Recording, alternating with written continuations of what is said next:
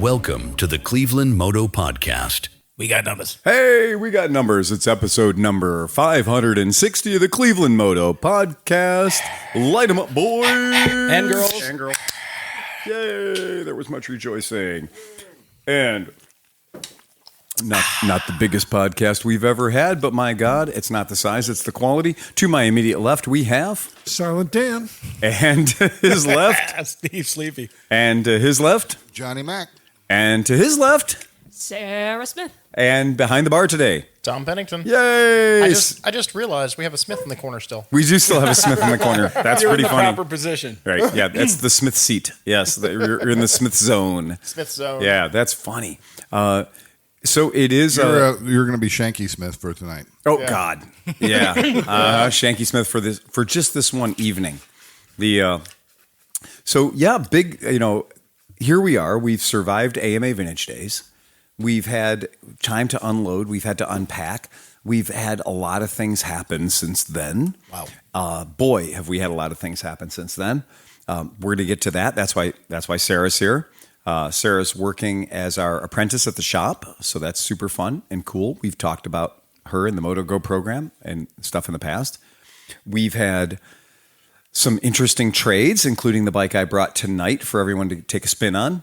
Enfield did good. We did good. We did all right, awesome. Right? So there's a lot of stuff going on right now. And in Cleveland, we've gotten into that. It's now officially not July anymore. And when I was a kid growing up, everybody always said, oh, August, it's going to be 1,000 degrees and it's going to be awful. I've been keeping track. And the last 4 Augusts have been delightful. It's like a pre-September. And it has been very chilly lately. It's been nice. Like windows open, like it's a good time to be around. Well, like 2 weeks ago, it was boiling hot. It was. And I mean, absolutely. It was hot. It was 100 It degrees. was real freaking hot. Yeah. And at one point, I was sitting in, because speaking of fun things that have happened, right. We were sitting at RT's and we were talking about the heat and our air conditioning was out. And I looked at the phone. It was as hot as it was in Lakewood as it was in New Orleans at the exact same time. And so now for it to be a balmy, 78 degrees? Right, exactly. That really does put a wrap on it, doesn't it? And I dig that. I totally get that. It's been fun. I mean, really having that every day I'm riding, like every single day I ride motorcycle to shop, 100%. And today was funny because it was like, oh, wait, it rained on us. And I'll admit it, I was not thinking it was going to rain on me today. It's been super dry, too. Like, my yard hasn't even grown. Right. I have giant cracks through my yard. Yeah. Oh, dude, my yard's farmland, so I basically have the Grand Canyon. Let's not talk about the poor suckers in England right now who are dealing with, none of the canals. They're moving all the canal boats off because there's not enough water to run the lock system. Right? We're talking about our European friends that are having sweltering record heat all the time and heat-related deaths when they don't have air conditioning, right? Oh, yeah. We've had it pretty damn good here in the middle of America. Well, I'm in Munich in a week. Oh, that's right. And they're having a heat wave. Yeah. And I was like, 90 degrees, that's not so bad. And then I remembered, they don't have air conditioning. They don't. At all. They do not. Yeah, they have windows that open in their hotels. It's really weird. Yeah. And it is not the place to go if you're like, oh, I need air conditioning if it's going to be over 80 degrees. Because it's not. There's just absolutely, that's not something they've got for them today. So very, very interesting. In my opinion, I think it's just a real kind of a wild time for the rest of the planet. But for us, it's very chill. And it has been very chill. We've been we're lucky. We're dancing between the raindrops, literally. And that's pretty cool, man. And if you're a motorcycle person, well, holy shit. If you're a motorcycle person, then this is a great time to be alive if you're a motorcycle rider, because we're just doing it. I mean, we are having a blast. I have no complaints with what's going on for my motorcycle riding. I know Sleepy's been riding like crazy. Somebody backed into Dan's bike. Boo. That's weird. Yeah, that's weird. What happened, Dan? It was weird. I was sitting at In Cahoots, and somebody walks in. It's like 11:30, midnight, and it was like, "Hey, who owns the bike in the parking lot?" Things you never want to hear. Right. Hold on. Like, That sounds like a made up bar, like nipples and dicks and cahoots. Right. Like, Yeah. Like it's serious. Like what? Explain. Can you give me give us a picture of what this bar is like? What is Well, cahoots? outside, it looks like the diviest dive bar you've ever seen, but inside, it's just like a normal sports bar. Okay, And all right. they have this incredible cheeseburger. I highly recommend it. Okay. All right. At one point, you said you went and got the best cheeseburger ever. Where was that? That was at In Cahoots. Really? Yeah. Well, there you go. Well, that's pretty cool. Yeah, the lady who backed into me, he's like someone backed into the bike and left. And she came back first. She walks in the bar. Yeah. She's like, walks in. She says, "Is this In Cahoots?" And people say yes, and she walks back out. I'm like, that was weird. That's weird. And then like 15 minutes later, she walks back in again, and she's like, walks right up to me. She's like, "Is that your motorcycle out there?" I backed into it, and I'm like, "Yeah, I checked it out. It looks like it's fine. You know, the helmet Did fell. it go down on the ground? No, it was still upright. Okay. And Maybe- the helmet fell off, and somehow the helmet was undamaged as well. Maybe I have no fucking idea lucky. how. Maybe as how a that lady, happened. she just wanted to maybe get some backup or something. So she's like, I just hit this bike. Can somebody like help me, be there? Just Right. I don't know if this guy's gonna start screaming at me or something. Well, I told her like no harm, no foul, and she walks back out again, and I'm like, wait, maybe it's a second person that hit my bike. That so I would had make to go sense. go outside and look again, but it was fine. The daughter hit your bike. She drove home, got her mom to come back because she has insurance. Ah, That's that's what I a would good. do. Yeah, that's a Could good be. idea. Yeah, Damn. that's a good idea. That's He's definitely not what just I would pretty. do. That's right, because that's why that's why she needed to know, is this in cahoots, so she could send him to the right place. That makes sense. And she waited in the parking lot until the insured operator showed up. And maybe her daughter was hammered. Also, a very good insight considering it's a liquor serving That's what I'm establishment. saying. Between the two of us, there's almost You a guys brain came up cell. with a hell of a Yeah. thing there. You guys are ready for Dragnet. Well, it was weird because Just the facts, I man. have never seen their parking lot that empty at 11:30 at night. Okay. On a Wednesday, usually it's like at least half full still. Yeah, people at the bar on a Wednesday. Wet Those are the Wednesday. good guys. Well, I was there, so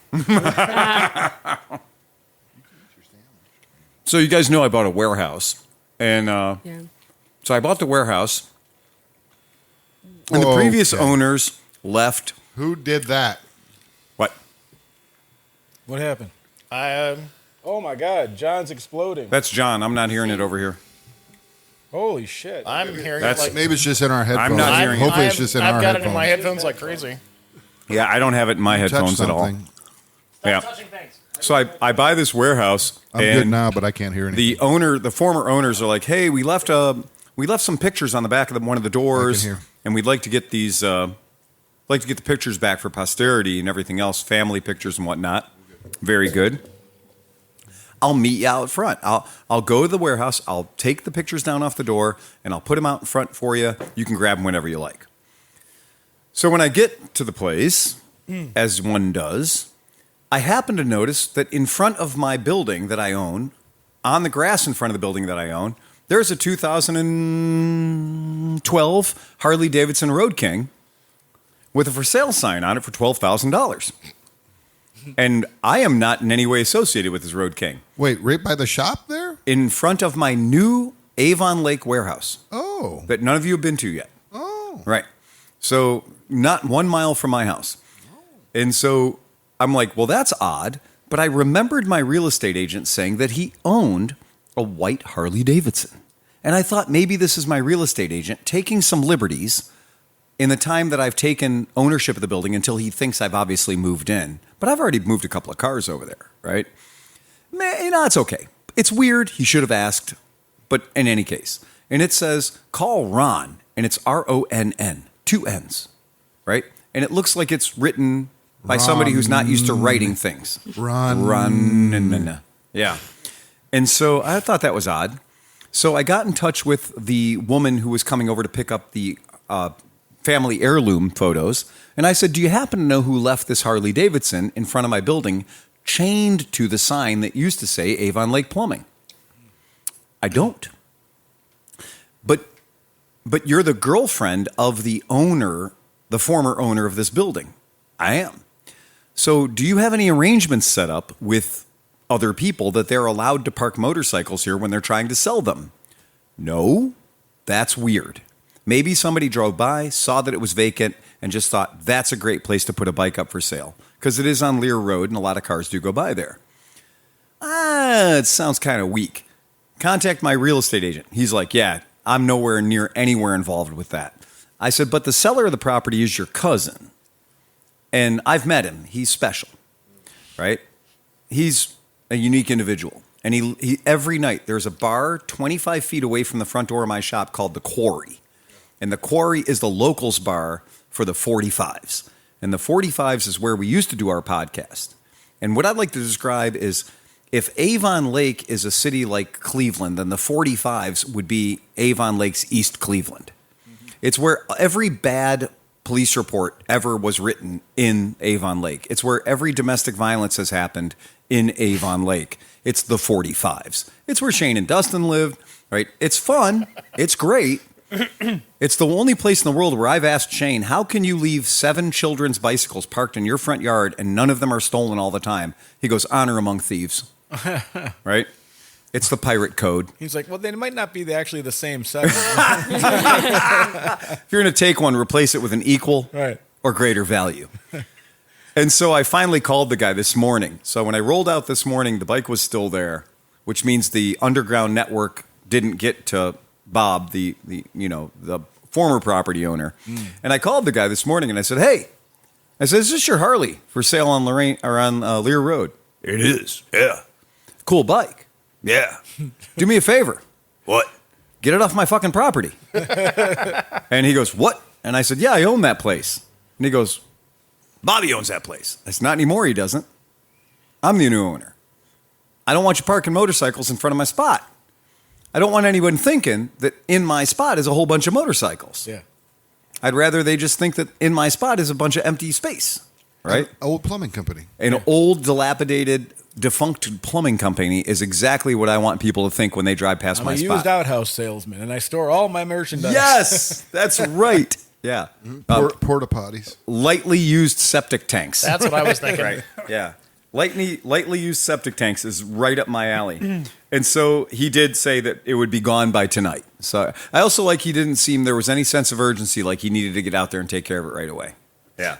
So I thought that was pretty cool. I got to talk to Bobby and see if he sold the property. Well, I don't believe and this guy. So, what's funny is I told my wife, I said, so do you think that since the bar, the quarry has giant rocks piled in front of it, so to give you a place where you can smoke and conduct bad business without the line of the sight of the law enforcement officers are driving by. It's a private patio put up by big giant quarry stones, right? And I said, so do you think that I should, now that I own the property that's next door to the quarry, do you think that this is the time for me to start hanging around the quarry to make sure that they know I'm a thing? And so anybody who's like, well, Bobby moved out, so now it's fair game. Everybody can just go in there and steal whatever they want. Because if they are if they're Team Bobby and Team Bobby doesn't own the place anymore, then I need to make sure that I'm in there, letting them know that just because Team Bobby's not there doesn't mean that it's a free-for-all. I think this sounds like a group mission. I think it does. I think we roll in on bikes. Yeah.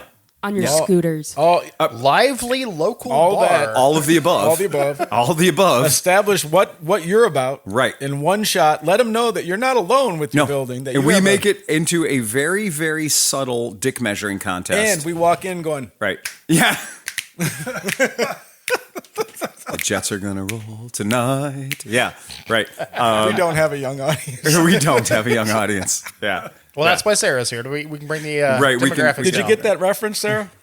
Kinda. West Side Story? Yeah. They did do a remake of it. Oh, okay. All right. Well, that's I mean, good. how I knew this was the house is that there was all the scooters parked out Yes, front. right, I go, this must be it. The lineup Might have in been Tom's giving it away. driveway. Here, Yeah. wait, The buddy. Wait, we'll bring it to a younger demographic. Yeah. Come out and play. That's like 6 years younger. That's still way too old. Warriors, come out and play.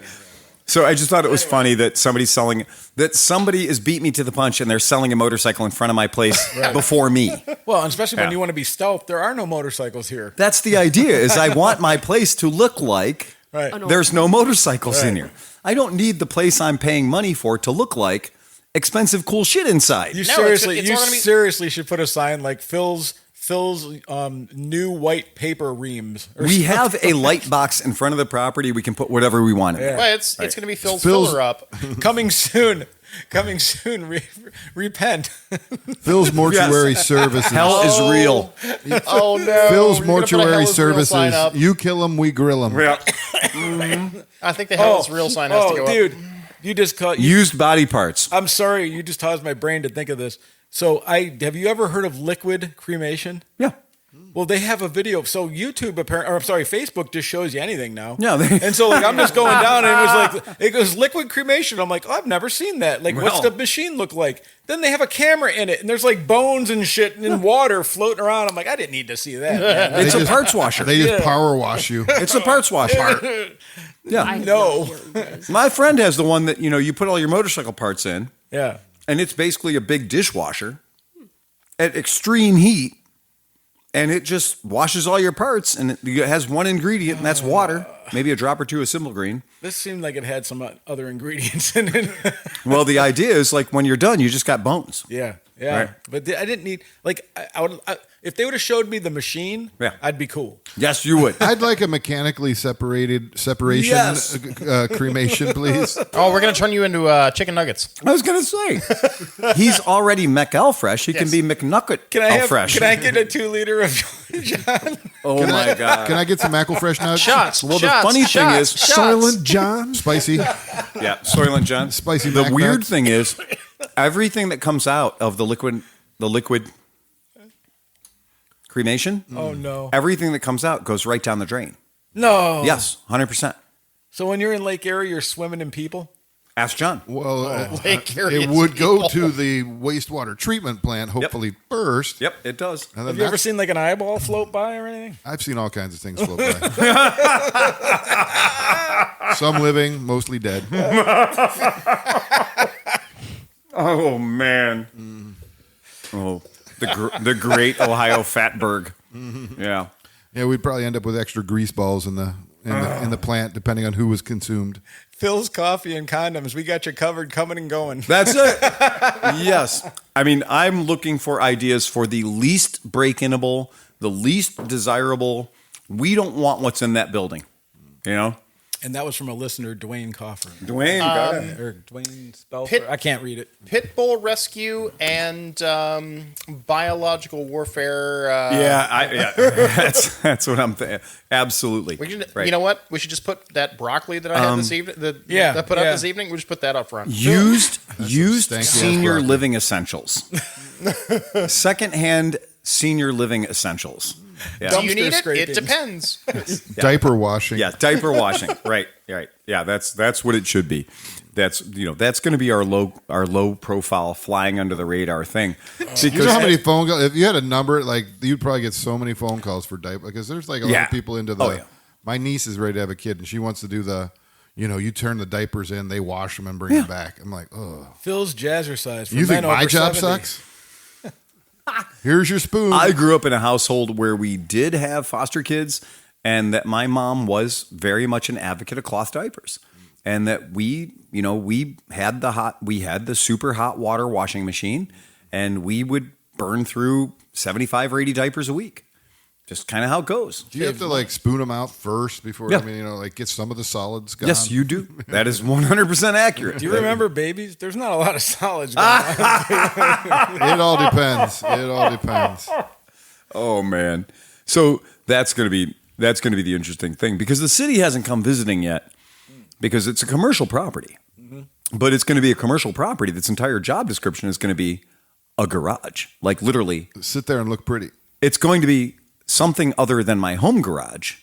It's just, as they said, it's where I put my shit. Is this big enough to get rid of the other warehouse? Yeah, that's the whole idea. Yeah, I mean, I would Yeah, think. that's the whole plan. So we're in phase 1 now of getting to the world's weirdest motorcycle auction. I did talk to Eastside Bob at Mid Ohio. I'm like, Phil's going to be liquidating Yep. a warehouse. Yeah. If you wanted to get in touch with him and do a preview and Yes. just see if you could come snipe stuff before he even starts, because he's a good guy.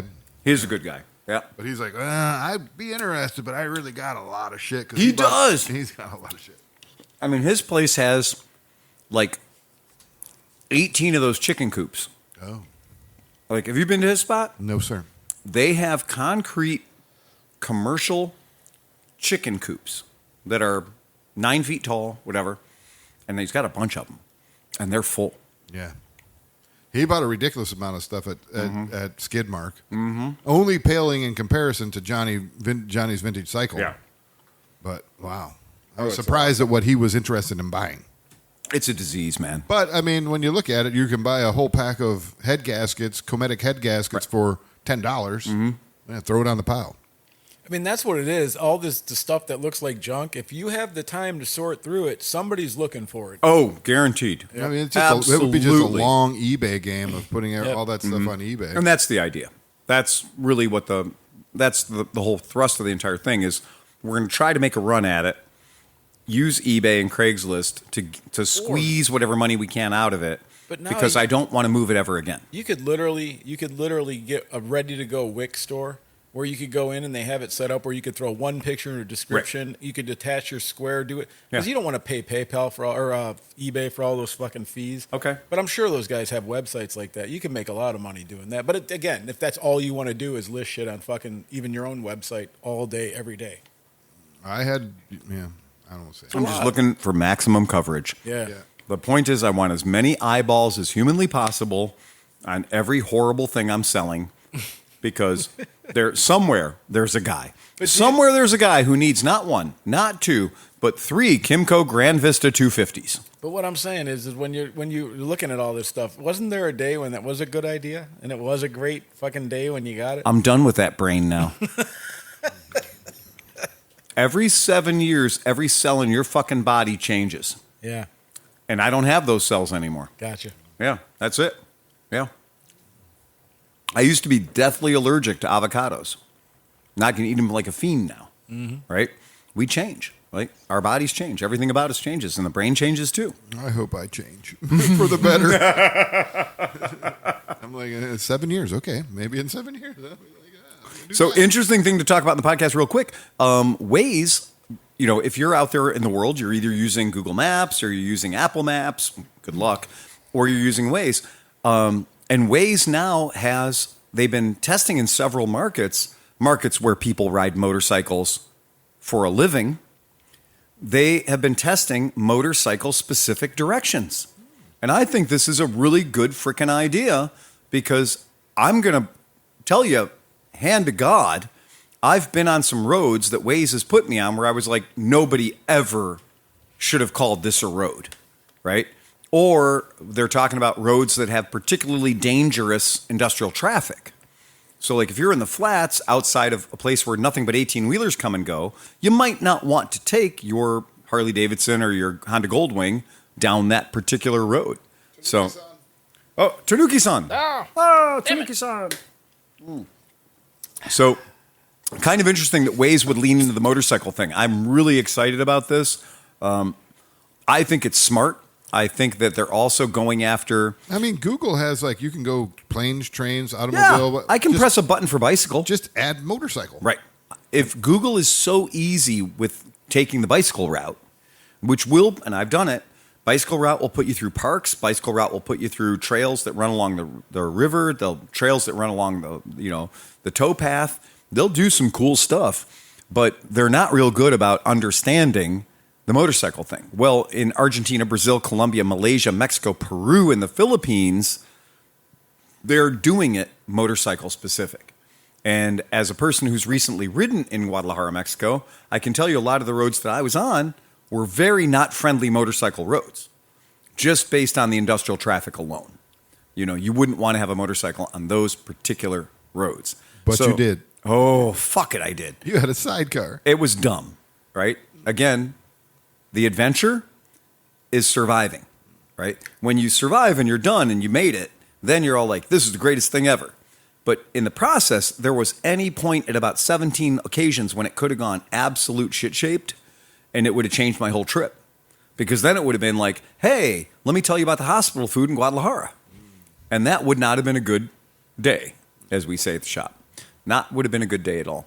So that's kind of fun. I also love the fact that they talk about, like, they also do a less chatty version, which one of my complete bitches about Waze is they're like, in 450 feet, turn right after the blue sign, the second right in the intersection, onto, Boyhofer Street, and you'll go then another. And I'm like, no, just fucking tell me, turn right in 450 feet. Well, also, turn right now. And they got to make it so it doesn't suck the battery out of your phone in 4 seconds. Yes. I used to run Waze all the time, but Yep. like as my phone got shittier, Yeah. which now Mid-Ohio cured that because my phone You have a new there phone. now. Yeah. But up until that point, when you run Waze and your phone kind of sucks, dude, it's like it goes from like 100% to like 20% in like 2 And your hours. phone gets hot. Oh, yeah. It burns. Hot. You know what I need is like a talk bitch button, like, because like I don't hear it, or I'm like, Right. when do I have to turn? I just want to hit like a little beep. and Give me it'll the be, update. You need to turn in Right. 500 and in 1 mile. Like I want to be able to prompt it to like, Oh, yeah. what are the current directions? But I don't think it has that. I mean, Just a single button on there that you're like, update.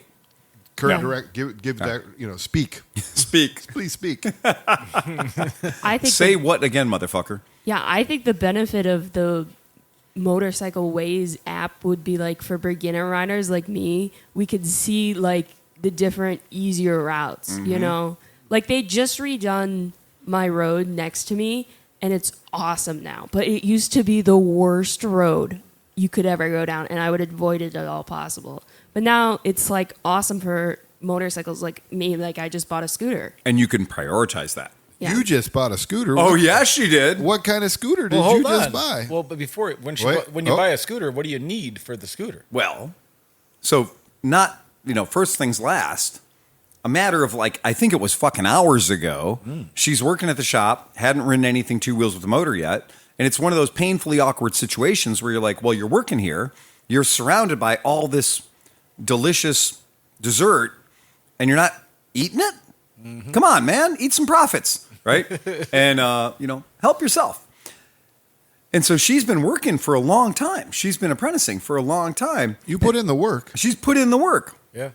And so which was the first one you rode?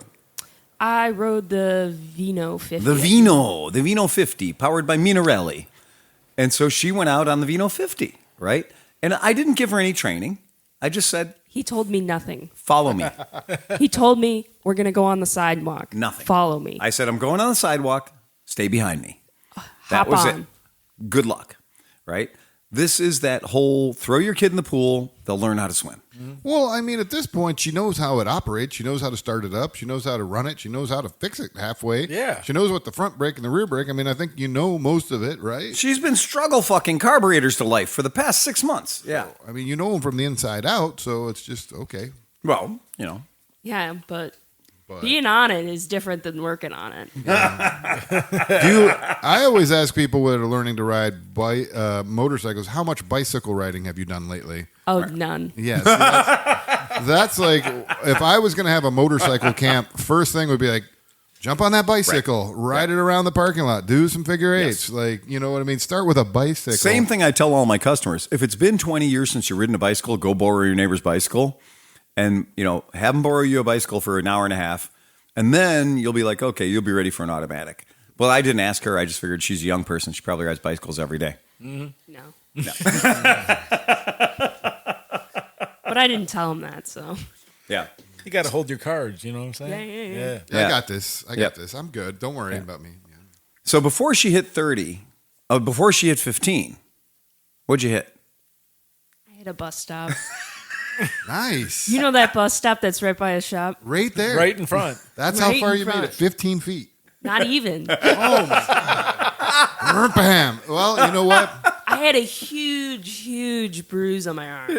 She's not lying. It was like It was black, I can blue, name purple. I can name almost everybody I know, even myself. My first ride on a motorcycle, jumped on my brother's dirt bike, popped the clutch. I didn't stall it. I was so excited that I didn't stall it. And then I gave it the gas, and then I freaked out because I choked up on the throttle, and I slammed it right into the side of the garage. And he never let me ride it again. Yeah, similar story here. Yep. Right. I almost bought a Toyota Camry because the Allstate I was on dropped into first gear and I was on the throttle. And I walked it on the rear tire trying to rein it in. Really? And before I smashed it in the back of the car, I dumped it into the bushes. Oh my God. Save And the that was car. me going, Yeah. 12 o'clock on an Allstate Oh, with yeah. 8-inch wheels.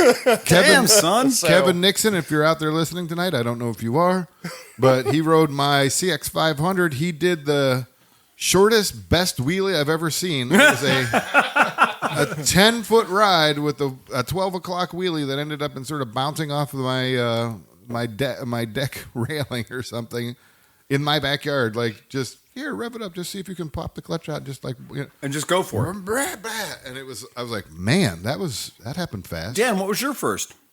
Mine was a 55 Lambretta. I crashed into the back wall of my buddy's garage, Oh my God. which you now have, right? which I now own that bike. The same exact bike. Same exact bike. Well, Wow, that came full fucking that circle. did come full fucking circle. Yeah. Still has a dent in the fender. I love you the did way it. I love the way that took 70 years to come around. Right? You're like, hey, foreshadowing. In 70 years, this is going to be awesome. Yeah. Wow. Oh my That's God. fantastic. Yeah, it was pretty good. The funny thing was there was a lightly homeless guy in the bus stop at the time. Was it the pooper? No, it wasn't the Phantom Pooper. It can't be a Phantom. We've seen him do it. But it was just another fella that I didn't recognize as being one of our regulars.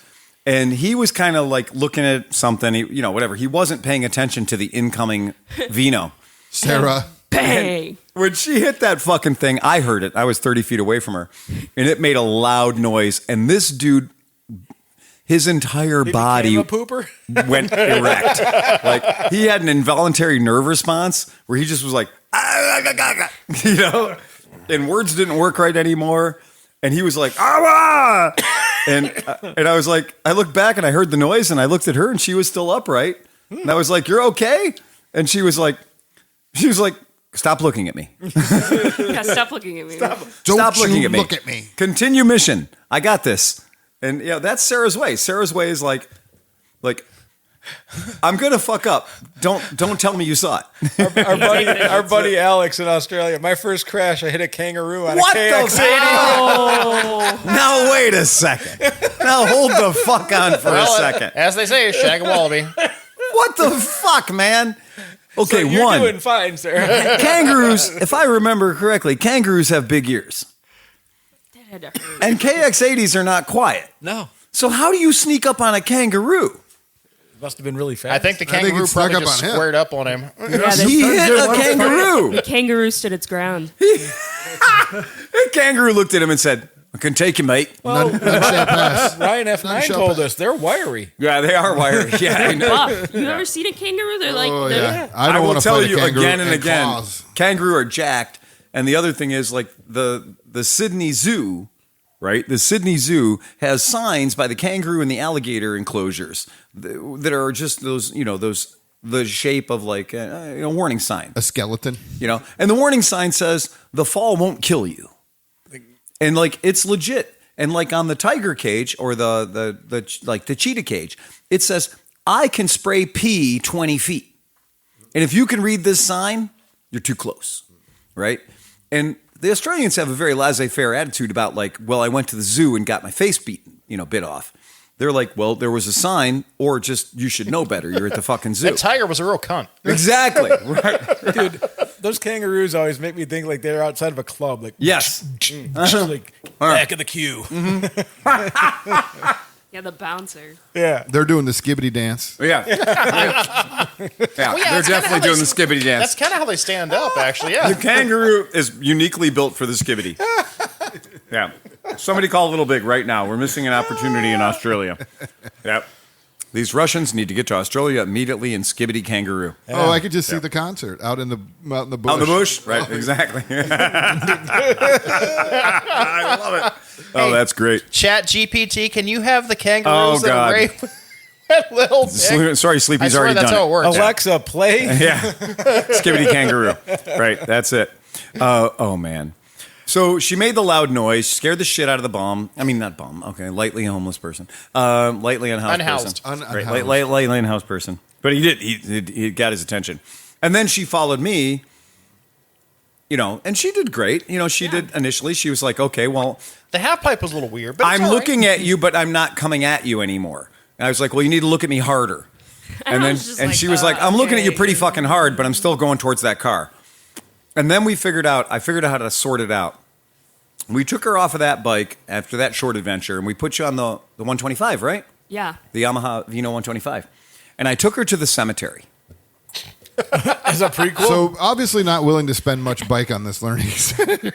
She put them both together. I did. They were all She her did? work. I mean, that's bikes she put together. So if you're gonna fuck something up, fuck up the thing you put together. But the fucking cemetery, you're already there. Yeah.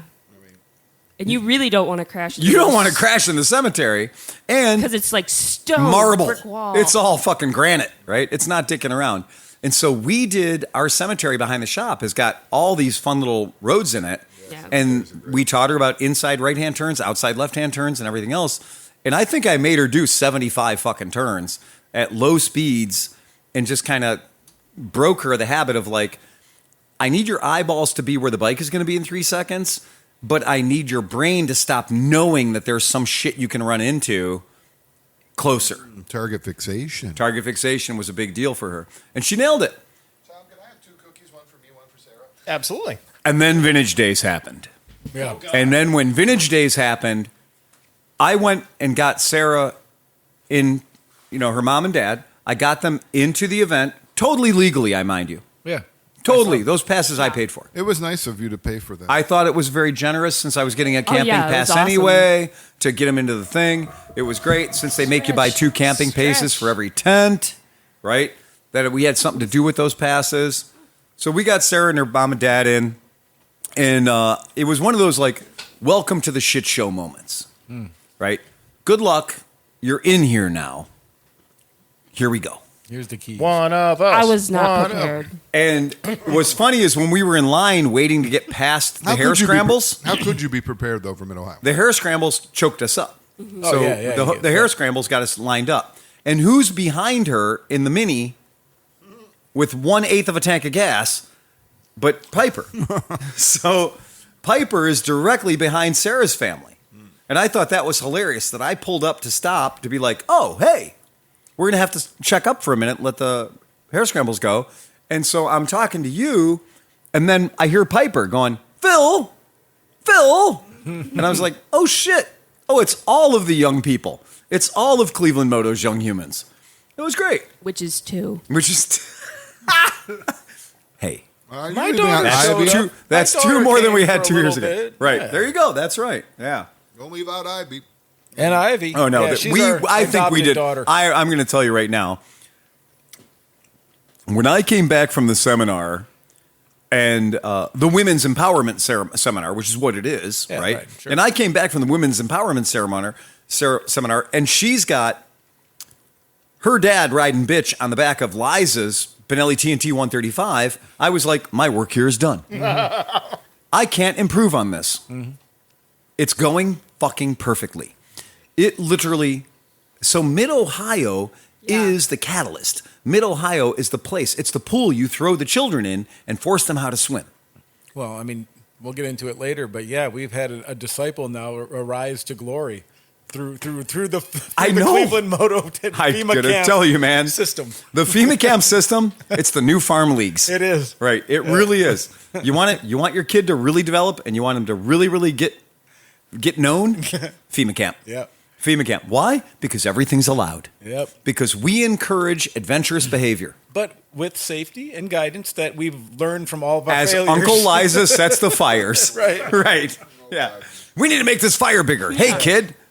Bring over some more fire. There was no safety. No. There was no guidance. There was like, just go. No, Yeah, the Rose just 5-year. put me on Liza's bike. And I she- love how Rose put you on Liza's bike. Yeah, she goes, it'll be fine. It will be fine. Well, and let's look at the relationship there. So Rose basically joined the family Right. that day, or maybe the day before. Oh, yeah. And she was so confident that she was like, Rose yeah, had just- no idea what she was being thrown into. Yeah, just go ahead and take Liza's bike. Like it's just that's what happens. and she's a teacher too.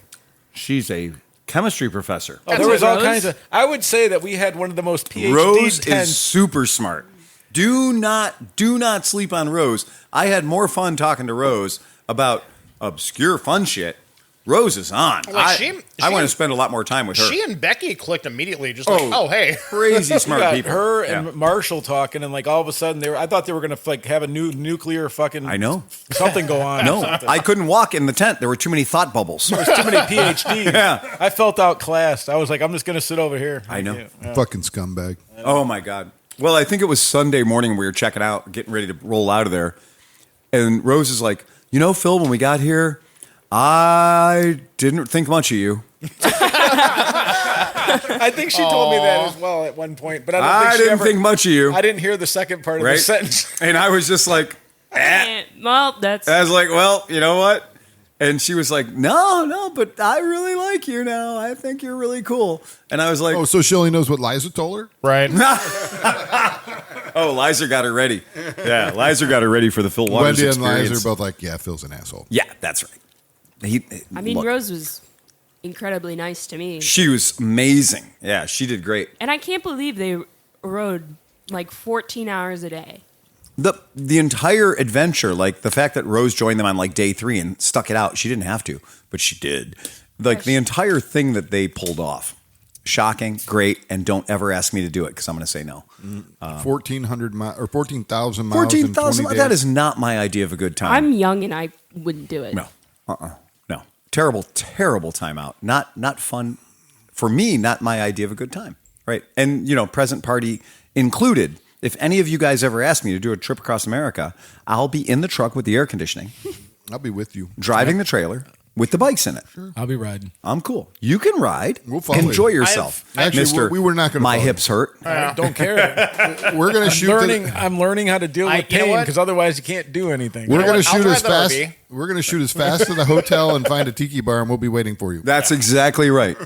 We're going to set a all right. land speed record to the cool hotel with the lazy river and the tiki bar. We'll you know- unload the bikes when we my- get there and ride them over to the tiki bar. My You guys- experience, In fact, let's just fucking sell you right now. You'll We'll have- meet you in Vegas. You'll have My- one job, and that my is to film experience the on coming long in. distance riding Okay. is literally holding the throttle like this Yeah.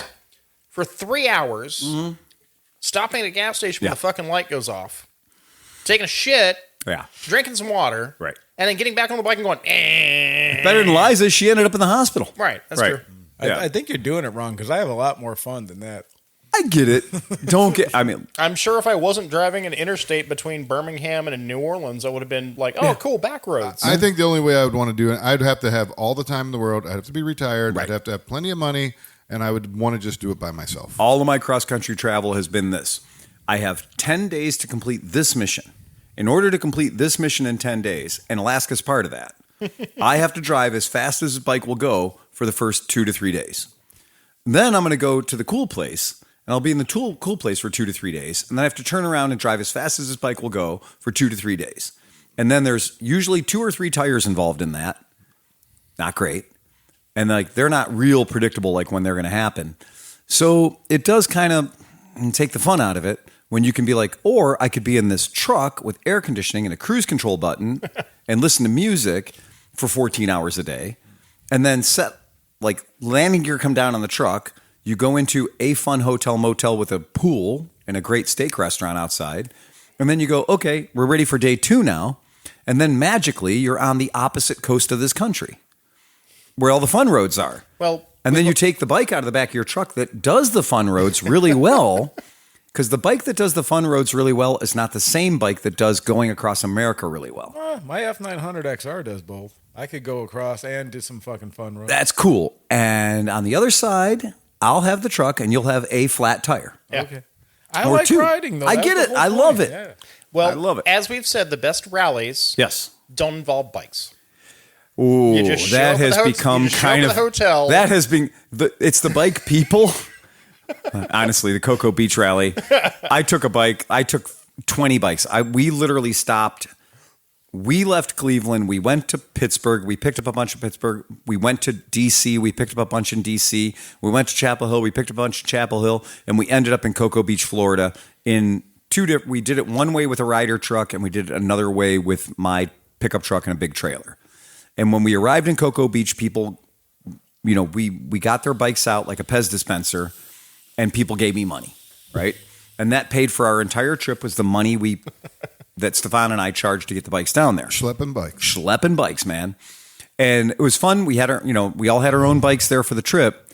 But the long and short of it is, could have had the exact same fun, exact same trip if we deleted the bike part portion of it. So I've proposed it several times since the excursion to Cancun last time. Yes.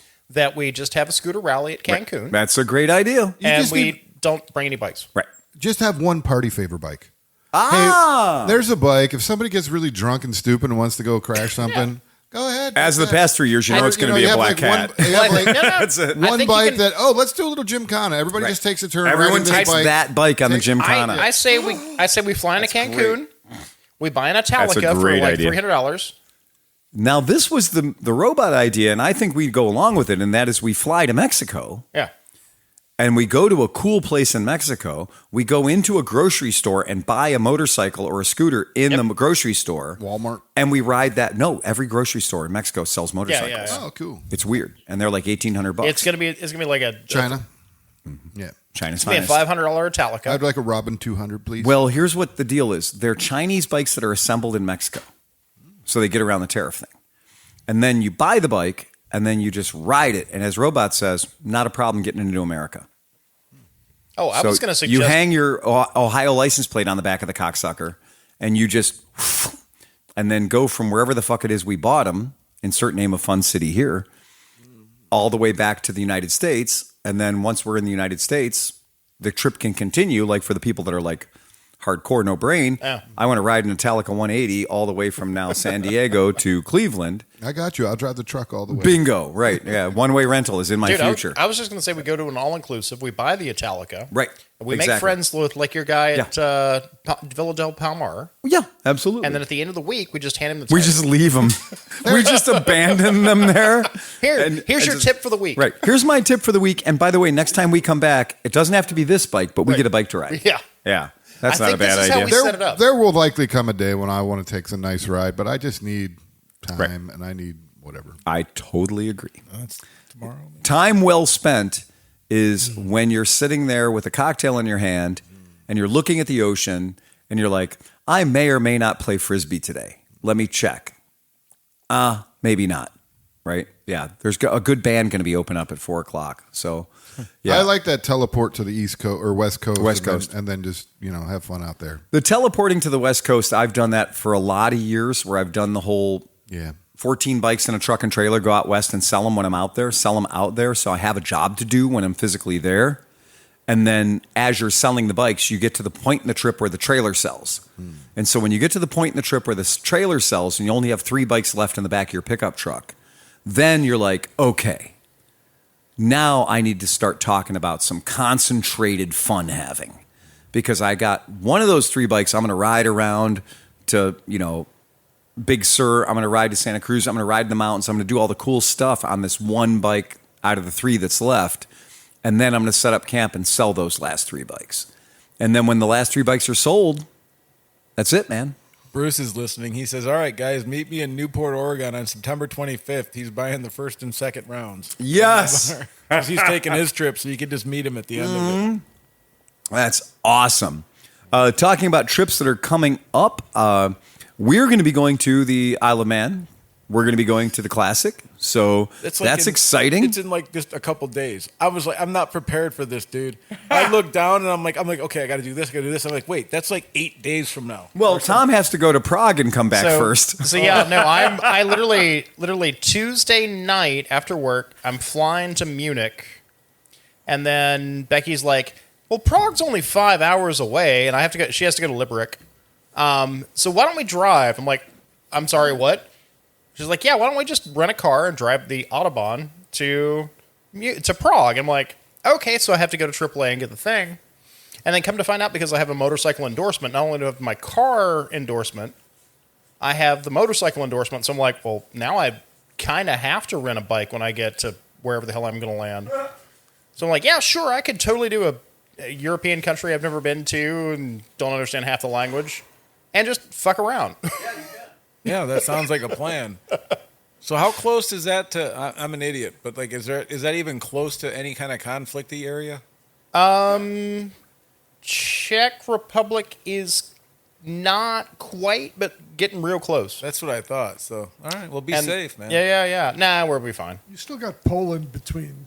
Yeah, Ukraine Poland's and going to be Czechia. Poland's been picking up all the trash lately anyway. So, jeez. Well, that's good. And that's the funny part is Becky's like, yeah, we should go to Poland next. No. So, getting back to Sarah over here. Yeah. So you smashed into the thing, but that you didn't stop there. What's been happening after that? Well, first off, I got my permit. So how did that happen? Well, I got to learn how to ride this summer because I'm doing this job, and I want to know what the hell I'm doing. Yeah. And I feel like I don't like to buy food from a skinny chef. yeah, Yeah, exactly. right. Yeah. Yeah, and I feel like after my first crash, I was like, okay, this is serious now. You gotta you gotta get bruises. You always gotta get bruises and scrapes. Those are signs that you've learned and you've done a good job. I feel like, and I feel like I'm glad that you didn't throw your hands up and say, I'm never right. I'm done. Because some people do that. But some you didn't. people do that. Yeah, and I am kind of accident prone, so I've always learned just You seem a little tenacious though too. I don't think you let a lot of things beat you, do you? I try not to. Yeah. I try not to. It's just who I am, how I grew up, But anyway, I got my permit. My mom, and dad, because my dad wanted to get back into riding because he used to ride when he was a teenager, like same age as I am. Okay. But he wanted to get back into it, and I wanted to do it, and so my mom was just like, "What the hell? I'll do it too." So what did you guys take the course? Like the MLS course? Yeah, we did. So Oh, wow. we took our permits together, but I'm the only one who passed the permit the first try. That's gotta hurt. And my dad got so upset because he didn't pass. And I did get to speak with your dad a little bit at Mid Ohio. I think he liked Mid Ohio. He does. He's just he's a veteran. He's just I think he liked getting One out of you there. guys, He liked getting out there in the wild and being like, "Oh, Well, and he's a drummer, there's a lot of shit going on." so like he's a legit he's a legit drummer. pro He musician drummer. Oh, wow. Yeah. So that already means he's touched by an angel, right? Yeah, Or- but or he spends a lot of time inside. Human computer. Yeah, that's it. He needs to get out more. He spends a lot of time inside. I didn't want to say that, but it was like, he was like, "Wow, this is what outside is like." And I was like, "This is kind of cool." Well, I will say he doesn't have that many good friends, So it's like yeah, he got He was a socialized. solid dude, He yeah. got- I'm trying to get him with you guys, but He got to drink some beers. He may or may not have had a cigarette. Hey, my goodness. Hey, oh my hey, lord. Oh my but lord. He might have had a jazz cigarette in there somewhere. Anything about that. but So anyway, back to you. But yeah, so we took the permit, and then I got my permit, and I got my permit in the mail and everything. But they didn't wait; they waited, and I booked it for the first week of August, and I booked that like a month ahead. The class. And so I booked it a month ahead. I'm all prepared. I'm looking at all the material that they tell you to read before the class and all the videos. Piper got her permit at Mid Ohio last year. Oh, that's pretty cool. Yeah. That is pretty. She did it on the laptop. Online. Yeah. Yeah. I can't do anything online really. That's all right. I feel like you guys in that way. I just can't do anything internet wise. No, we're all really good on the internet. Oh. To be clear, she's an engineering student at OU. But Yeah. Yeah. you should see the computer nerds that I go to school with. They're like, they got everything on their computer customized, and I'm like, man, I'm lucky if I get the right file. So you had yourself set up for the MSF class. Yeah. So, but they didn't get their permit. So the class started on Monday, and the DMV closes on Saturday at 2. Guess what time we got to the DMV? 2:02. No, we got there at 1. But they had to take their temps, They had to take their temps, and they had to pass. and you have to pass, otherwise you can't go to the MSF. Or else you've wasted, Right. like, $75. And they won't even each. let you sign up. Yeah. Yeah. Well, you could theoretically take it online that night. Yeah. I mean, I guess. So they did take their temps. They passed their temps. Yeah. And then they flew standby on your scheduled day. Yeah. So they just showed up hoping there'd be 2 spots open. Well, no, I scheduled them with me. Oh, you did? I go, guys, I'm scheduling this all for all of us. Oh, that's great. If we're doing this, we're doing Right. this. We're doing it. And then, well, Monday came right along, and it was a really boring class for the first. It's just in the classroom, and you're like, you're just Isn't it like 6 pausing. hours that first day or whatever? It's the first day was from 9 to like 1, I think. Yeah, it's 4 hours. And they don't show you my favorite part of the first night class was they show you the terrifying videos. And they don't show you the terrifying videos anymore. No, they don't. I Well, was the like terrifying expecting- videos were terrifying. This is a head in a helmet. Yes. Yeah. I think Rob Zombie used the whole Blood video. on the road. This is a guy hanging from the telephone pole. Right. And she went to pick up his helmet, and his head was still in it. This guy was Today we're going to talk about left of center. Blood on the Blood on the highway. That's it. So So you you did Monday. Yeah, so then that was chill, and then like we get there at 11 or like 10:30 at Hudson High School where we're taking it, and it's hot, and you're in full riding gear, so you're in pants, a Jacket. long t-shirt or jacket, gloves, and a helmet and glasses, and my dad can't handle heat well because they're old. They're like your guys. They're 58. Well, it's your autonomic system. Like doesn't. Well, react it's to just that heat as it's much. naturally you can't handle the heat as you get older. Yeah. Sarah, at a certain age, they issue us a pop-up tent to take everywhere with us. Yeah. Well, like I drank like half as much water as them, and I was doing fine. Phil's telling Tom, hey, when Sarah's in the back, boot up the infrared heater next Yes. week. Exactly. We're going to teach her about what it feels like. Yeah. But it was the first class. Our instructors' names were Paul and Al, and they were great. Good. They were both retired old guys. I thought it was Old starting. white 90% of guys. MSF instructors. Yeah. Retired old white guys. Old white guys. Yep. I thought it was startling how quickly you're on a bike going across the parking lot. Yeah, Like, it's especially just for the like- people who have never ridden at all. They're like, okay, here's your bike. Here's it. Finds it. They go through a little bit of it. Okay, jump on, start it up. Right. Okay, we're gonna duck walk in the parking lot, put it in gear, let out the clutch, and you're like, what? These poor people. Yeah, like part of it is that I guess I didn't really understand how the clutch would work in the system. And I'm so glad somebody else taught you. Yeah. But Waiting for Uncle Phil. Well, so you were struggling on the Benelli, Right. yeah, and I told you to put it in second gear. put it in second Right. gear. I did not understand how to do that at first. Not at all. What's second gear? Exactly. What's second gear? One down, what if up, down, what? Right. But now I know. Yep. Now you understand. A week ago I didn't know, and Right. now I know. I gave Piper some extensive training in the driving in the parking lot over at the school next to me, and it started with me. I put her on the bike and I pushed her around first. I'm like, this is just no motor, no nothing.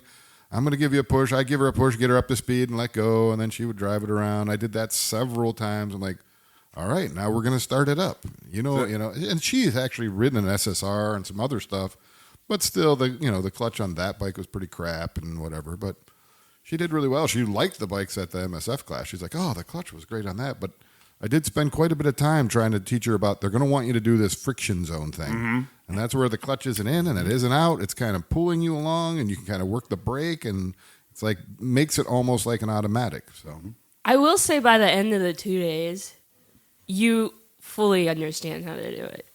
Like you definitely need practice like on it, but you understand how to do it. And what's funny is that my mom, who has no riding experience at all, none. can't ride a bicycle. I mean, she hasn't ridden a bicycle in like years, but she's just like, you know, She's a team player. she's a team player. Right, she's a She's team just player. like, okay, let's do it. Let me just go get my motorcycle license. And so she's terrified.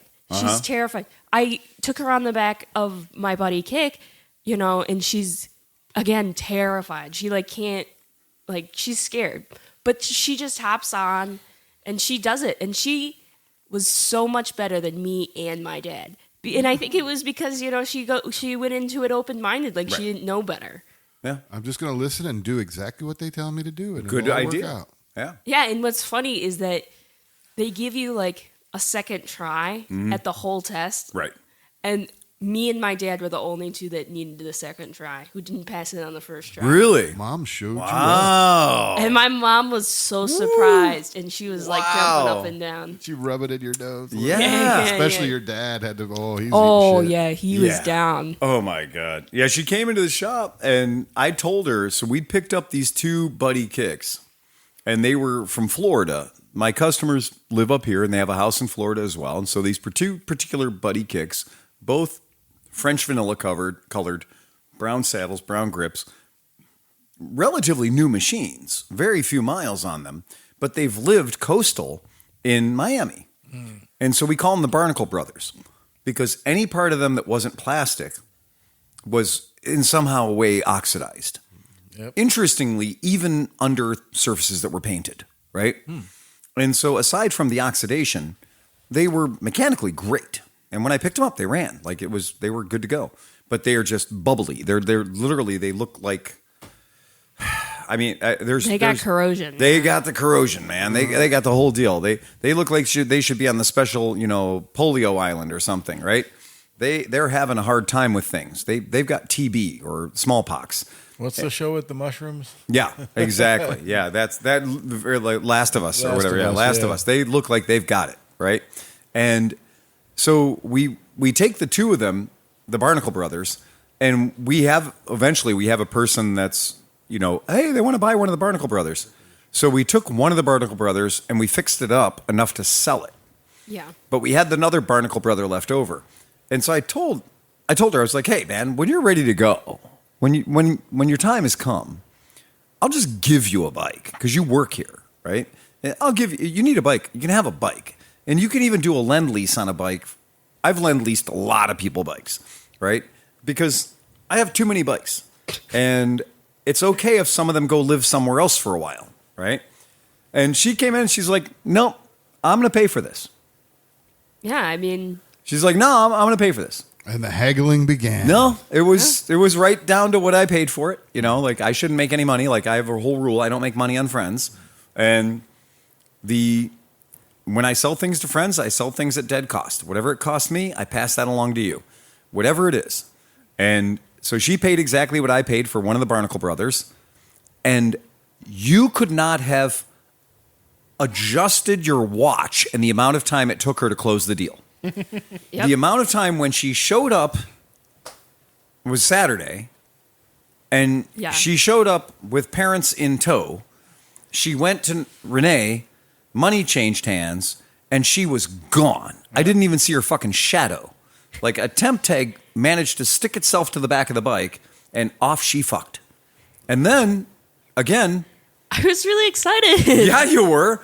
I sent her a message about 9 hours later, said, hope you're doing okay. Hope you're having fun. Yeah. Yeah, great. Yeah, I got this. Yeah, wear gloves and a Yeah, that's what I said. Wear gloves. Wear gloves. Do you know why I say wear gloves? Because if you fall, it's the first thing you fall on. That's what I tell everyone. But the real reason I say gloves is when you're recovering in the hospital later, touching yourself is the only fun you're going to have. So make sure you're wearing gloves. Yeah. Yeah. Fair point. Fair point. Fair point. Yeah. As a guy who's been there a few times, trust me, having totally functioning 10 digits when the rest of you is fucked up is a great thing. Can you imagine? I've been in some spots before. I've had metal in my legs. I've had all kinds of bad 5-week recoveries. I'm so happy that I always wear gloves. I'm so happy that when my leg was jacked up and I couldn't walk and I couldn't do things, that my hands were still perfectly functioning. So I could do computery stuff and phone stuff. Feed yourself. feed myself, Wipe your wash ass. myself, because I had one bad crash where I fucked my hands up. And on one bad crash, I had some pins and screws. I broken 3 fingers on my left hand and 2 fingers on my right hand. And so I had both of my hands in a halo, in a cage. And I couldn't do anything. And that's terrible. That was really, really bad. How long were you in there? I was in the cage for about 3 weeks. So it was 3 weeks on both hands of not being able to move my hands at all. They were completely in suspension for about 3 weeks. And it's amazing what you can train your brain to do when you only have these 2 fingers on your left hand and 1 finger on your right hand to like do things and manipulate things. But then I also figured out I could use the cages to do stuff.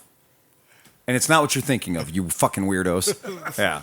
Edward Scissorhands. Yes, exactly. Yeah, that was fucking weird. But yeah, it's I'm so happy that you did that. I'm so proud of you that you did that because it's super cool. And you got done and you did the course, you did the license, you got your bike. That's fucking awesome. That is so I'm cool. excited, so excited to take it down to Athens because Right. it's going to be like awesome college stuff to do. Yes, and you can legally park it on the sidewalk. When do you go back to school? Piper already had to go back because she's an RA. Ooh, yeah. I got to go back in next week's going to be my last week at the shop. Oh my God. I know. And then, No Tom, no Sarah. Fuck. yeah. Oh man, it's Iron Man again. I hate Iron Man. Yeah. And then the week after that, I go the next Saturday. I'm glad you got a buddy because I was Same. thinking there needs to be like a Cleveland or Lakewood or whatever buddy club? West Side Buddy Club. Because there's lots of buddies out there, and There I'm are actually a lot seeing of buddies out there. I see a lot of them tooting even around my neighborhood, and I'm like, the buddy people just need to buddy up and go for a ride.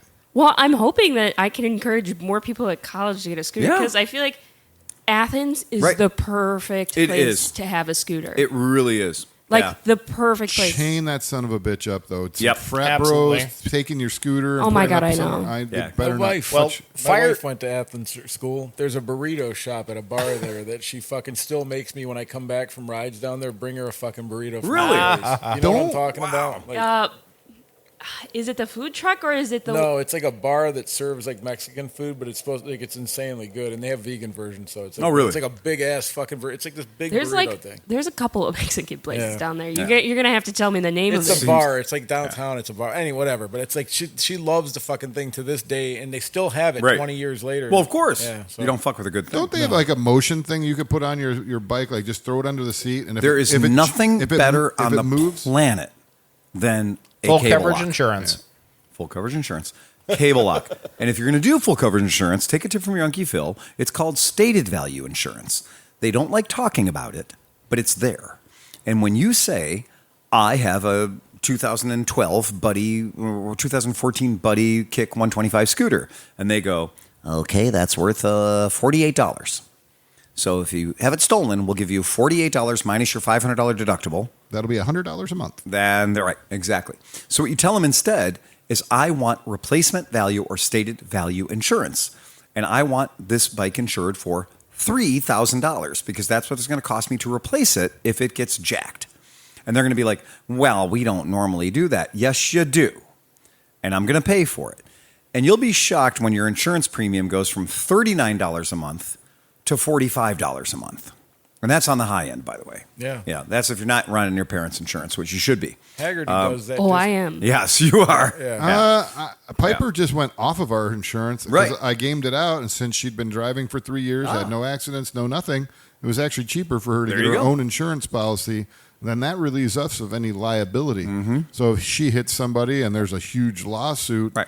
it doesn't come back on us at all. 'cause Exactly. her car is in her name, her great. insurance, and she's 19 years It's old. awesome. So she's fucked.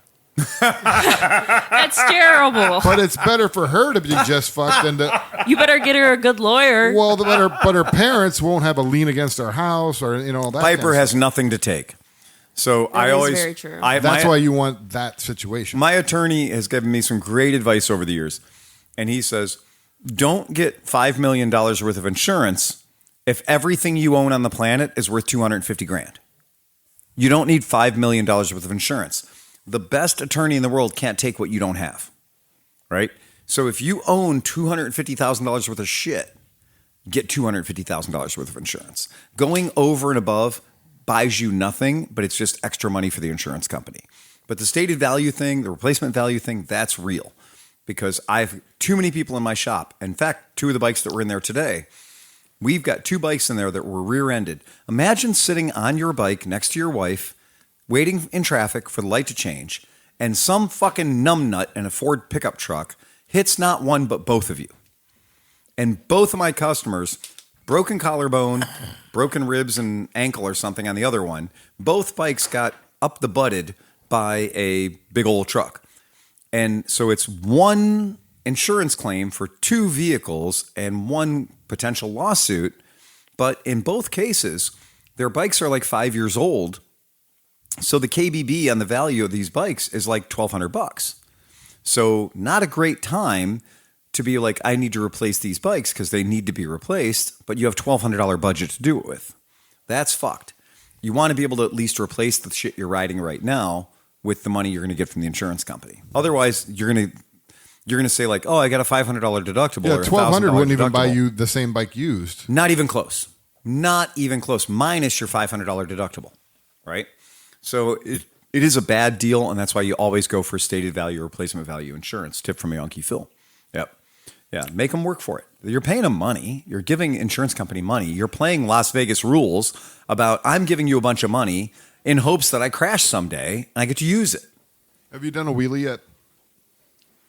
No. Not quite yet. Mm-hmm. So when you're pulling in the shop, and you hit that little thing, and just when you get to the top, if you give it a little scoot, you'll ride it right into the parking lot. Oh, yeah. You'll Well, get a little air. The other Saturday, that. I Don't was do that. riding my family friend's dirt bike, and one of the guys there that we know, I can't remember his name. He's like a motorcycle. He does motorcycles too, and he was showing us videos of him doing wheelies on the highway at like 100 miles. Oh, per hour. great. And I was like, hey, so like I think that's like a little stupid. Yeah. The learning curve there is not great.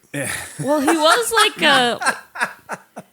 was like a young 20-some guy, so I do say his brain's not fully developed yet. Right? He doesn't know about mortality. Yeah. Haven't figured that out yet. I think some of us have gone through that at some point.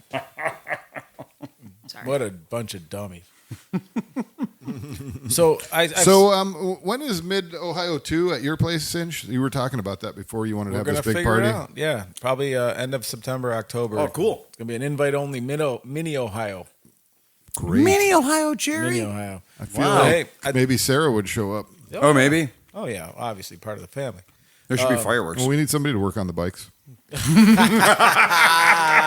All right, as long as I can stick around. You can't hit a rabbit with a shotgun off the back of a dirt bike. Are you fucking crazy? You can't hit a rabbit off the back of a shotgun with a dirt bike.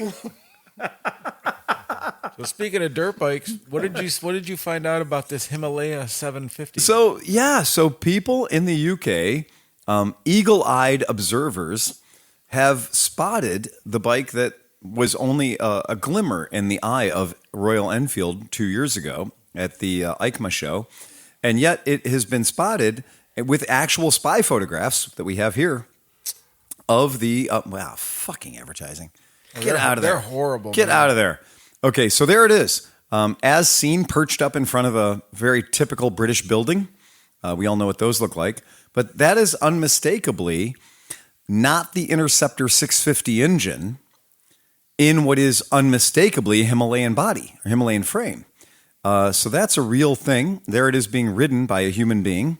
And again, I've seen enough of those Interceptor 650 engines to know that that's not one of them. Dude, what's up with adventure bikes becoming Ford Tauruses? Well, They all look exactly the same. Like nobody's taking you put a round headlight Right. over the porpoise. They're all fucking porpoise. Well- Listen, I have a bunch of. I love them, but they're all the same. look fucking at bike. the I very like that round headlight. British rear wheel cover. I'm sorry, the very sorry safe Stepney rear cover Oh, on yeah. this straight from India. So we have this device on the back of this motorcycle so that your female companion can operate on the bike side saddle so her sari won't get wrapped up in the back tire, which would be like very, very embarrassing if her sari got wrapped around the chainring on the back She'd of be the very vehicle. sorry. It's not a bad looking She would bike. be very but sorry. Look at the wheels, though. That's obviously not for off road. Oh, no, definitely not. Yeah. Definitely not. I mean, that might be 18, 19, or 17, 19 on its very Well, best just day. look at those spokes, those cast Those are spokes. purely street wheels. Yeah, you hit a tree with that. You're No, done. that's just The that's not what original that's for. Africa Twin was where ADV bikes should have started, finished, and end. I agree. That is the bike. It had the proper number of headlights. and It the right did shape. have the proper Yes. number of headlights. Yeah, Yeah. everything is right with that bike. So here's Royal Enfield, and they are throwing. They're saying, okay, Interceptor 650, not enough. We're going to do Himalaya 750. Now this might end up being if Royal Enfield sticks to their cheap and cheerful concept, like here's our motorcycles, they're always cheaper than anybody else's. This is going to do great. I don't know if you noticed it, but I can't tell looking at it if this back here is a center stand going back to. Oh, it definitely looks like You think it is, right? Yeah, 'cause it has the we're foot cool. at the bottom Right, and everything, we're right? cool. So that's going up center against stand. a Transalp or a Tenere? Yeah. Yeah. Yep. And it'll be a lot cheaper because it's got Royal Enfield stamped on And the I mean, side. from all I've heard from guys that have 40, 45, 50,000 miles on the newest Himalayas, they're good bikes. They seem to like the 450, Himalaya. So Yeah. if this can be the same thing, but also I'd like to remind you that this is coming into a market where the Kawasaki KLR 650 continues to exist. Well, and everybody's kind of saying now that the 500 that they just came out with is better than people kind of anticipated at Yeah, first. I'll give you that. But it still gets shut down against the Vittori and the It's a Ibex. different animal. I fucking Yeah, I love think the they're Vittori. totally different animals. And I fucking love. I rode here the Vittori on the highway at 70, and the bike's happy as a fucking clam. it's very happy. And then it scooters its way through the city because you're on this bike that has the turning radius of like anything. Right. Oh, I love that fucking bike. Yeah. Man. It's such a good bike. I have nothing but respect for the Vittoria 450. I will It say- continues, and everybody I've sold one to has been like, dude, this fucking bike. Yeah. Every single person I've sold one to has been like, dude, here's me 6 feet in the air on a Vittoria 450. I'm like, I didn't tell you you couldn't do it.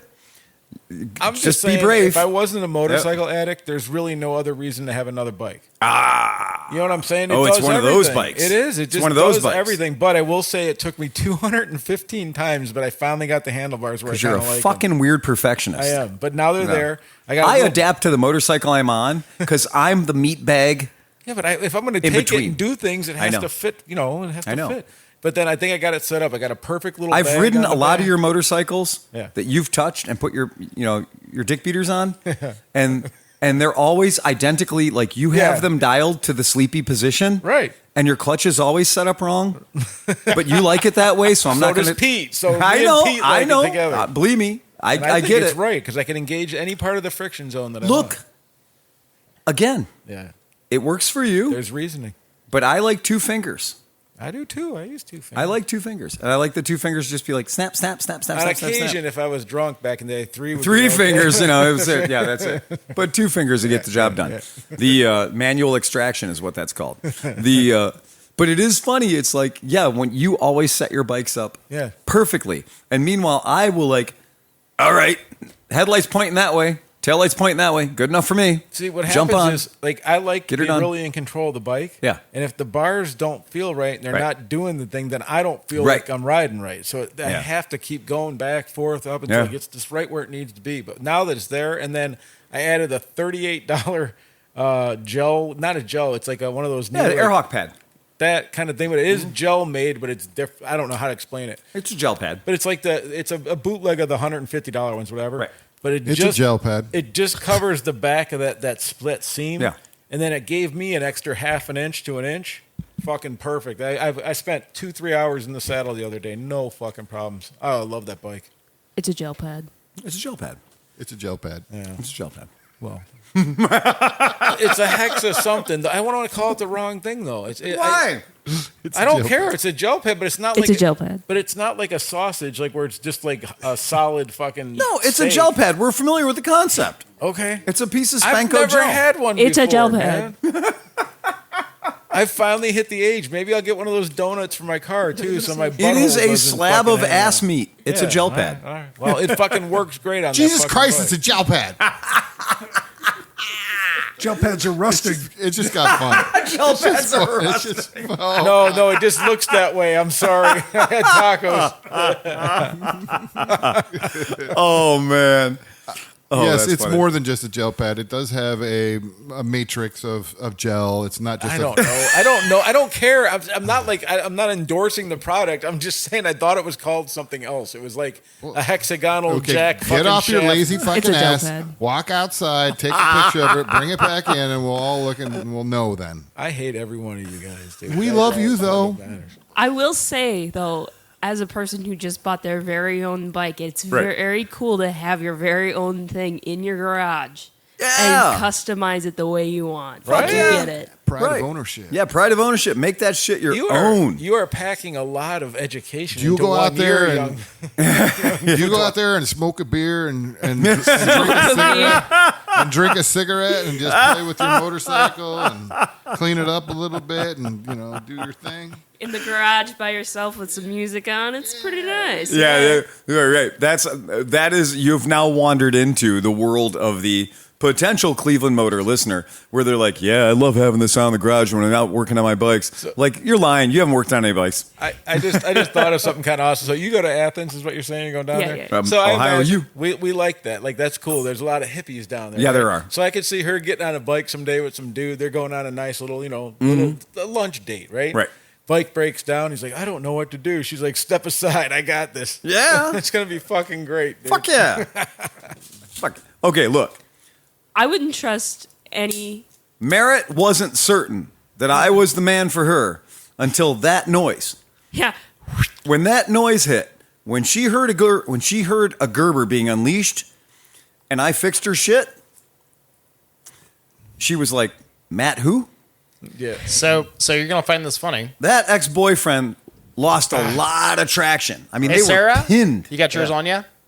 Has she got her Gerber? No, She's not on the clock.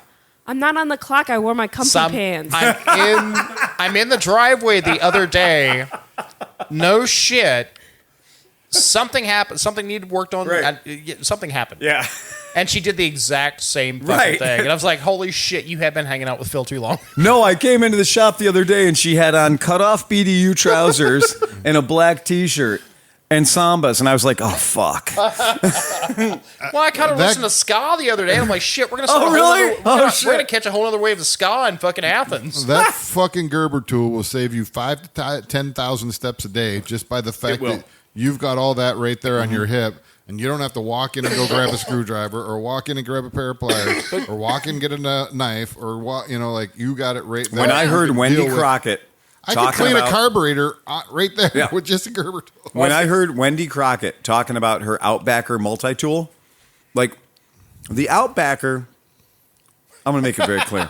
Well, no, but I was standing there listening to you guys Right. talk at one point about Yeah. things, and like I love the fact that like there was an argument going on about multi-tools. Yes. But then the best was a third party comes in and goes, "You talking about the 728 or the 1444?" Exactly. So throw this up, Sleepy. This is what Wendy's talking about. We sell these at the shop. Oh yeah. Okay. I've got one of those in the back floating around somewhere. Yeah, you do. You should have a couple of them, right? Yeah. You have So- more than one, Tom. Hey, and the funny part is I have like one of everything, but Phil can never find it. Tom has two of them. There's one sitting in the one he lost a week ago. And the other one that he lost and the 3 other one that he were- lost. I still can't find the 8mm. It's weird. These are $20. These are 20 fucking whole dollars. If you don't own one of these, if you don't have this on your motorcycle, in lieu of a toolbox, in lieu of a tool bag, this is the one cheat code. This one thing. It's from Cruise Tools, C-R-U-Z, like Santa Cruz. Cruise Tools Outback R. That's why everyone calls it an Outbacker, but it's the Outback R. M14. And Like this a is an tiger. unsponsored endorsement. This is so- completely. I will contact Cruise Tools next week about my sponsorship. Okay? But here's what I want to make sure you understand is that this has an 8mm, a 10mm, and a 12mm socket. Here's the trick. You can ditch the 12mm. You're almost never going to use it. Yeah, but for some reason you're going to need a 13. But the 13 for sure. And the 13, when you throw away the 12mm, the 13 socket fits in the 12mm slot. and it still works. It has a 13 mil and a 14 mil open end wrench on it. It's got 3 different spoke wrenches, which is too many, right? But it does. It has 3 different spoke wrenches on that cocksucker. It has every hex head you'll need to take apart any Italian or, Japanese motorcycle.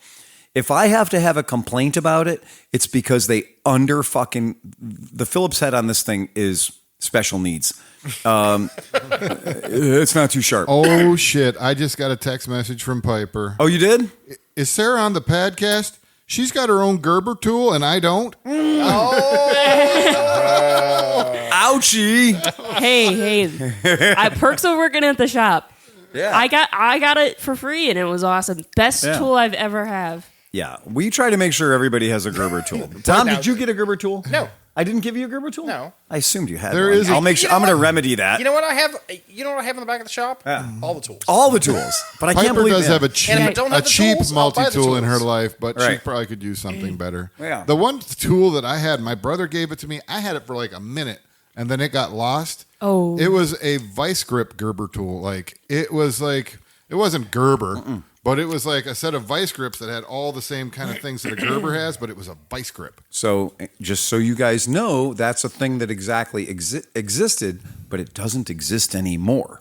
So, if you can lay your hands on them, they're about $150 right now.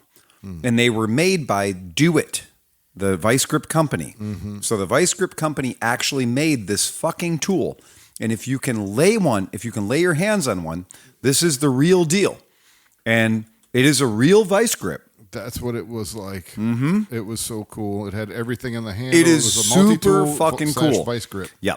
So if you can lay your hands on one of these, they are rare as hen's teeth, but they are super, super slick if you can lay your hands on one. I owned it for like a day. Oh, And did you somehow- really? I mean, like somehow it instantly vanished. I'm like, So this is the fakey fake It one. grew legs and walked away. So here's the knockoff one. If you want to get one, these are $25 whole. That looks So you can buy a couple of them. They're not real expensive. Didn't Irwin end up This with is a Irwin. Stanley but it's an gear, Irwin. though? Yes. I mean, Irwin's Like they not bought bad. Stanley. They did. And I Irwin think bought they own Stanley. Craftsman too. I think they might. Yep. All right, so that's not a shit tool or anything. No. It's not. It's So what not do you as get? good What do as you the get? actual vice you grip get a brand. stabber. What else? Yeah, you get a stabber and you get a hex head holder. And a bottle opener. Yeah, that's what you get. It's not much. Oh, so you got to take a whole. You have to pair that with like a bit set or something. Yeah, there's not much going Okay, on there, okay. right? There's a hex bit holder and there's a decent blade, like a clip point blade with a little sheep's foot at the bottom of it. It's not bad. But it's still vice grips. Yeah. It's still vice grips. It still gets the job done. And if you're going to buy a pair of fucking vice grips for $25, might as well, get this with a little extra zhuzh on it, as Sean would say. So, get a little extra zhuzh, not a bad thing. But yeah, I am a fucking fiend of multi-tools. I mean, I am way deep into them. you love all your tools. I do love all my tools. I'm always very excited about the opportunity to have a new tool. Yeah. What you got?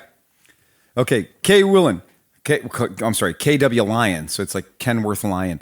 I've been a mechanic most of my life. I carry real tools made with real metal. I had one of those given to me and gave it to somebody who didn't know better. Let me tell you a little bit about real tools made of real iron.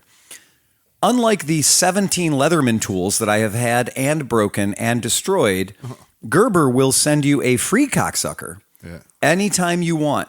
The guys in Oregon will totally make you whole. So if you ever break a blade on this, which you can, because they're sharpable, right? The blades on this, you can bend the blade, a clip point blade on a Leatherman, you can bend it into the shape of a banana. This will break. These blades on these things can be a little brittle, and if you are reefing on the flathead screwdriver, you can break it.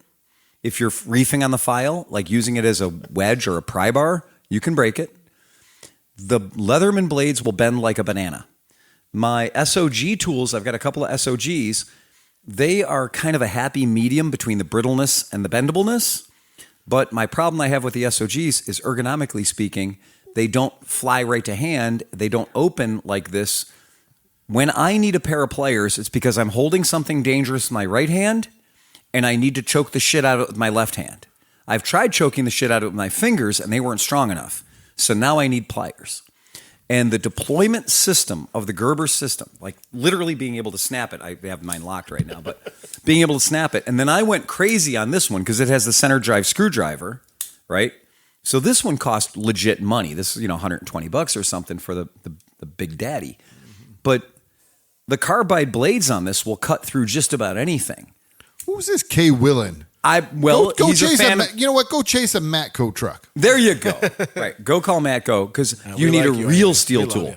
But that's cool if you want to do a real steel tool. Also, I mean, you're not going to take a giant pile of tools on your motorcycle. Right. I mean, And you can, I guess, if you really want to get to it. what but, he's you know. probably talking about, if you look up here, is the Leatherman Crunch. And I found 3 different ways to break this fucking thing. Well, Right? here's the thing, too. And here's the thing. Leatherman wouldn't send me a new one when I broke their shit. Well, Well, no, because they break. And there's, I get it. I get it. You're a mechanic and you're in the shop and you're standing there and None of us know anything about you have that. your toolbox, but the asymmetrical nature of running Right. your shop, Right. where you might be working in the shop on a bike, but you might run out to the parking lot to prep a battery, Right. to take apart, or there's field triage. There's just you need to be able to fix things anywhere you are, anytime you are. He said, Johnny Mac, cheap vice grips don't make good hammers. Leatherman tools are crap, and good tools rust. You know what? Good tools rust. I am going out Not on a if lim they're here and saying none of mine everything are all makes a good high polished hammer. chrome. You just got to know how to use it. Your tools are junk if they rust. Uh-oh, Johnny Mac's getting We're mad. fighting. I don't care. Settle down. He's Settle down, obviously a kids. Victorinox man. Oh boy. Well, You know what? The best The only tools- thing that goes in my pocket has red handles. Hey, hang on. The best tools, no fucking shit. The best Yeah. tools come out of the trunk of BMWs. They say Hayco down the fucking Say, side. hey, go down the side. That's exactly right. The best tool I've ever had was an 810 Hayco Stolen. on the back of a fucking Mercedes. Stolen out of the back of a Mercedes. In fact, if you got a tool belt that is an old Mercedes seat belt and everything on your tool belt is stolen out of the trunk of a Merc or a BMW, you're in my team. Fucking Hayco, baby. If I could afford a set of Haycos, I'd buy a Mercedes. Otherwise, I'd just steal them in the junkyard. Clint Eastwood wants to know what exact model of your what is that Gerber tool? Mine's a center drive, so mine is the kind of all of them. So this is the actual made in America. So I'll give you the. There you go, specs. K. Wilson, I made in know, a fucking I know. America steel tool. It's I'll give you a second. I'll tell you exactly what It's the model is. Gerber. You don't like Gerber? Well, Gerber. You know what They make kills the best me is baby food. I don't have my Gerber tool that you gave me on my 30th birthday. on your 30th birthday. That also came with the Gerber skeletonized knife, which I still have the knife somewhere. Oh, cool. And I don't know why I don't have that. That Gerber's That somewhere. was just like 3 years ago, and you lost it already? So this one- if you just attach it to your belt, man. If you're looking for it, it's at Bass Pro Shops has them for I think $150, $160. It's the center drive, but it's the one that you're hunting for. Really, the one that kind of has all the fun shit on it is going to come with the bit set, so it holds all your standard hex built bits in the center drive part. The pliers do snatch out of the middle, so you still have the Gerber one-handed flick it open action. My beef with this thing is ultimately there's this weird extra bit holder on the outside of it that doesn't need to be there, that like holds one extra bit. You could put one extra hex head bit in there. But if that thing is in the down position, then you cannot get full clamping. So if you got to pull like a nose hair out, you can't pull a nose hair out if that little extra So bit what you're holder is saying in the is you down can't give 'em the position. clamps. So if you want to fold that out of the way, then you can give them the clamps, boss. But that is the deal. And so if you're hunting and you want to know what it is, it's the center drive multi-tool, and they come in black finish. You can get it in a stainless finish as well. Oh, yeah. That's what it is. And I've seen them cheaper. You can buy a cheaper version. The reason I buy the Gerber is because if you break one blade on this thing, no questions asked, you mail it off to Oregon, they mail you a brand new one, and they give you a free sheath, a brand new sheath with it, and sometimes they'll give you a free bit holder too. My sheath could use some cleaning. My sheath has seen better days. Yep. And so, yeah, I like this. The Gerber center drive for me has been a good investment. They have some other things that are in the center. The reason for the center drive, the reason making such a big deal about it is every multi-tool in the world, when you pull out the Phillips head or the flathead screwdriver, it's on either the left side or the right side of the tool. Mm-hmm. On the Gerber center drive, the screwdriver bit, or you want to put a T15 or T20 in there if you're weird or whatever, you are using this and it is perfectly in line. So it is neither left nor right, it is center. So when you are working with this tool, you are not turning it on an oblique angle. So I wonder if dude would be okay if you had Milwaukee and or Snap-on bits and then just put them in the tool, because do. then what's touching...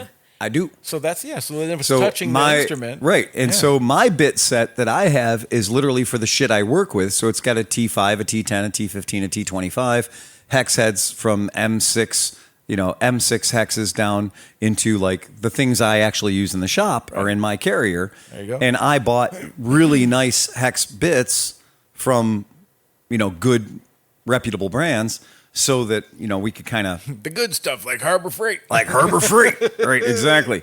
So we could have the ones that we needed, so I could have my Gerber that I carry every day. And don't get me wrong, this is a heavy cocksucker. Mm-hmm. And if you compare this to the Gen 1 Gerber that didn't have the locking blades and everything else, that was, a little more like a Leatherman, the Gen 1 Gerbers are beautiful. They're smooth, they're small. Like they're the size of like a little bit bigger than a Bic lighter. And they're pretty magical. I told Piper, she was like, "Why does Sarah has a Gerber and I don't?" I'm like, "You got to earn one from Phil." Oh, wow! Summer internship. There you go.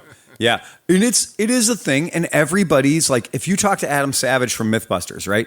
He's got very strong opinions on why he likes the particular multi-tool that he carries, and I have strong opinions about why I have the multi-tool that I carry.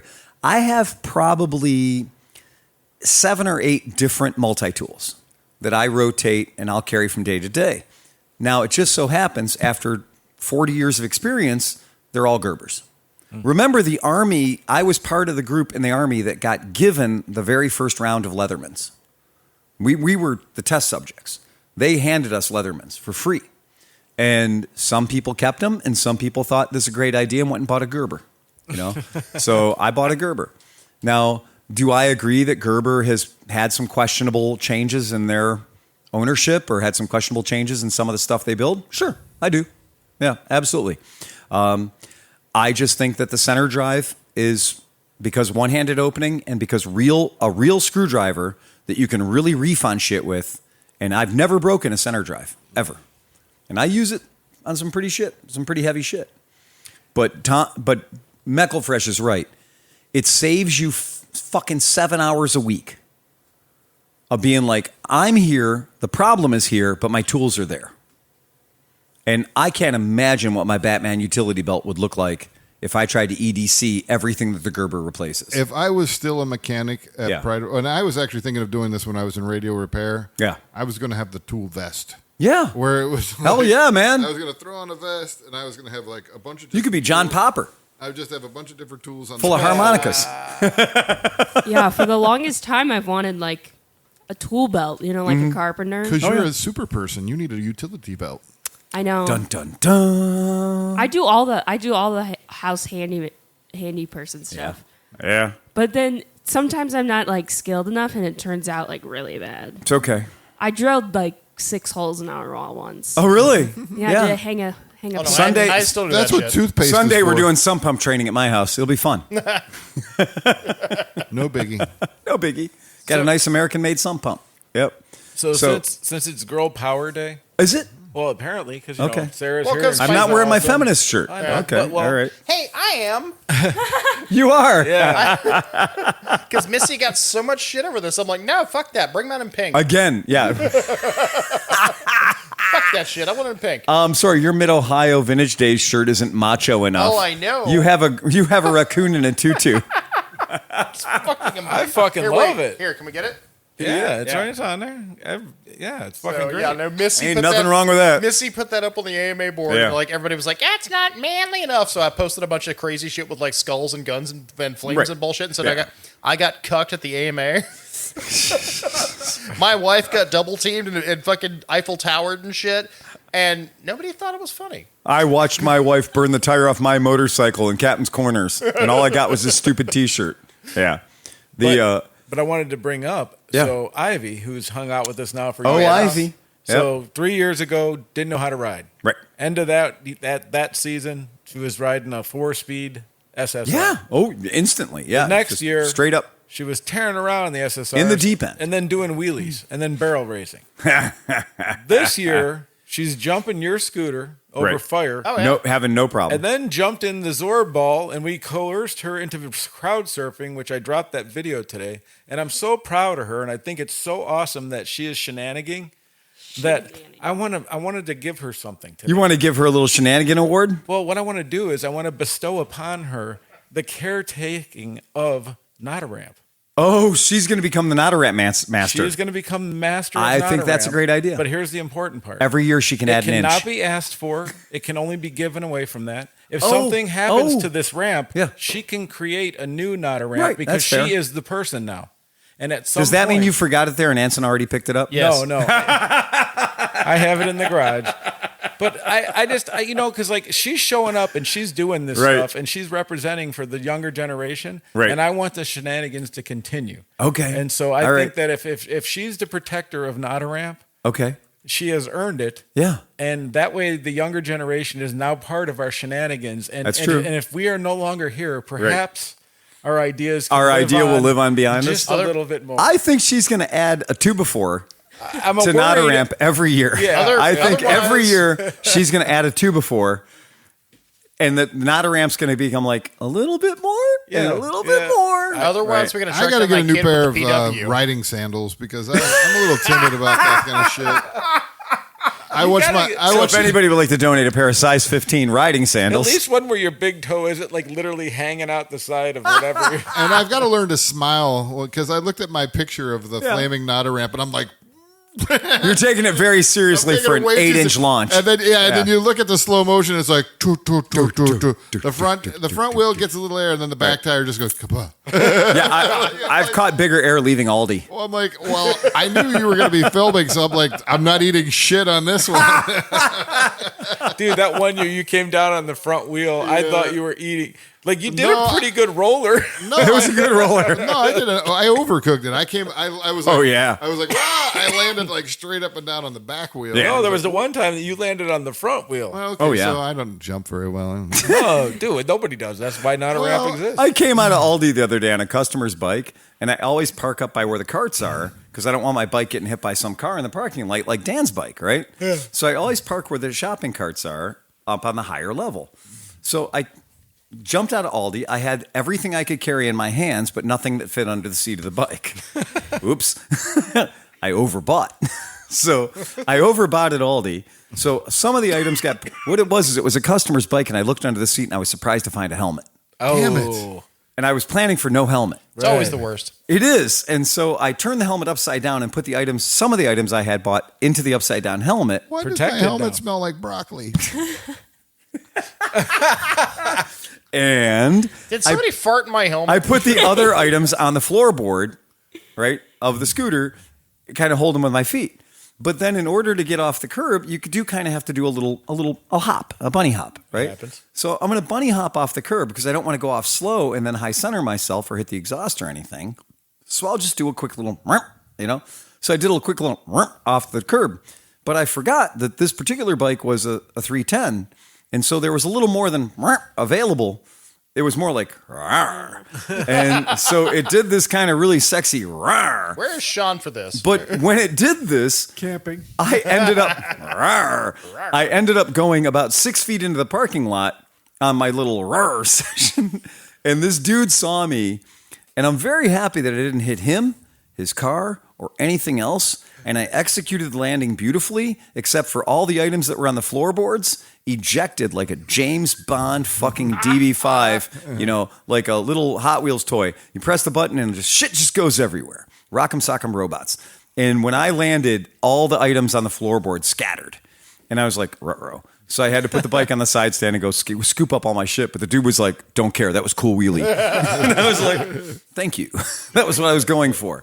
But I did. I overcooked Not it. intentional. And it is easy to overcook it on an 8-inch ramp. Like, you just don't realize. I like not a ramp. It's the perfect little ramp. It's like, if you really wanted to get a little air, just hit it fast. But it's the right angle and everything. It's good. And you can pump it up. Like, I've pumped up not a ramp a bunch of times where you can actually get a nice bounce out of it. Dude, there's some dudes that I don't know how there were the one kid on that KX, whatever it was like 4.5 feet in the air off. Not Tim Burke came by on the Zero, pumped up the not a ramp, and he went 4 feet up in the air. Well, Yeah. that lady with the baby strapped to her Oh chest my God. on the e-bike Seriously.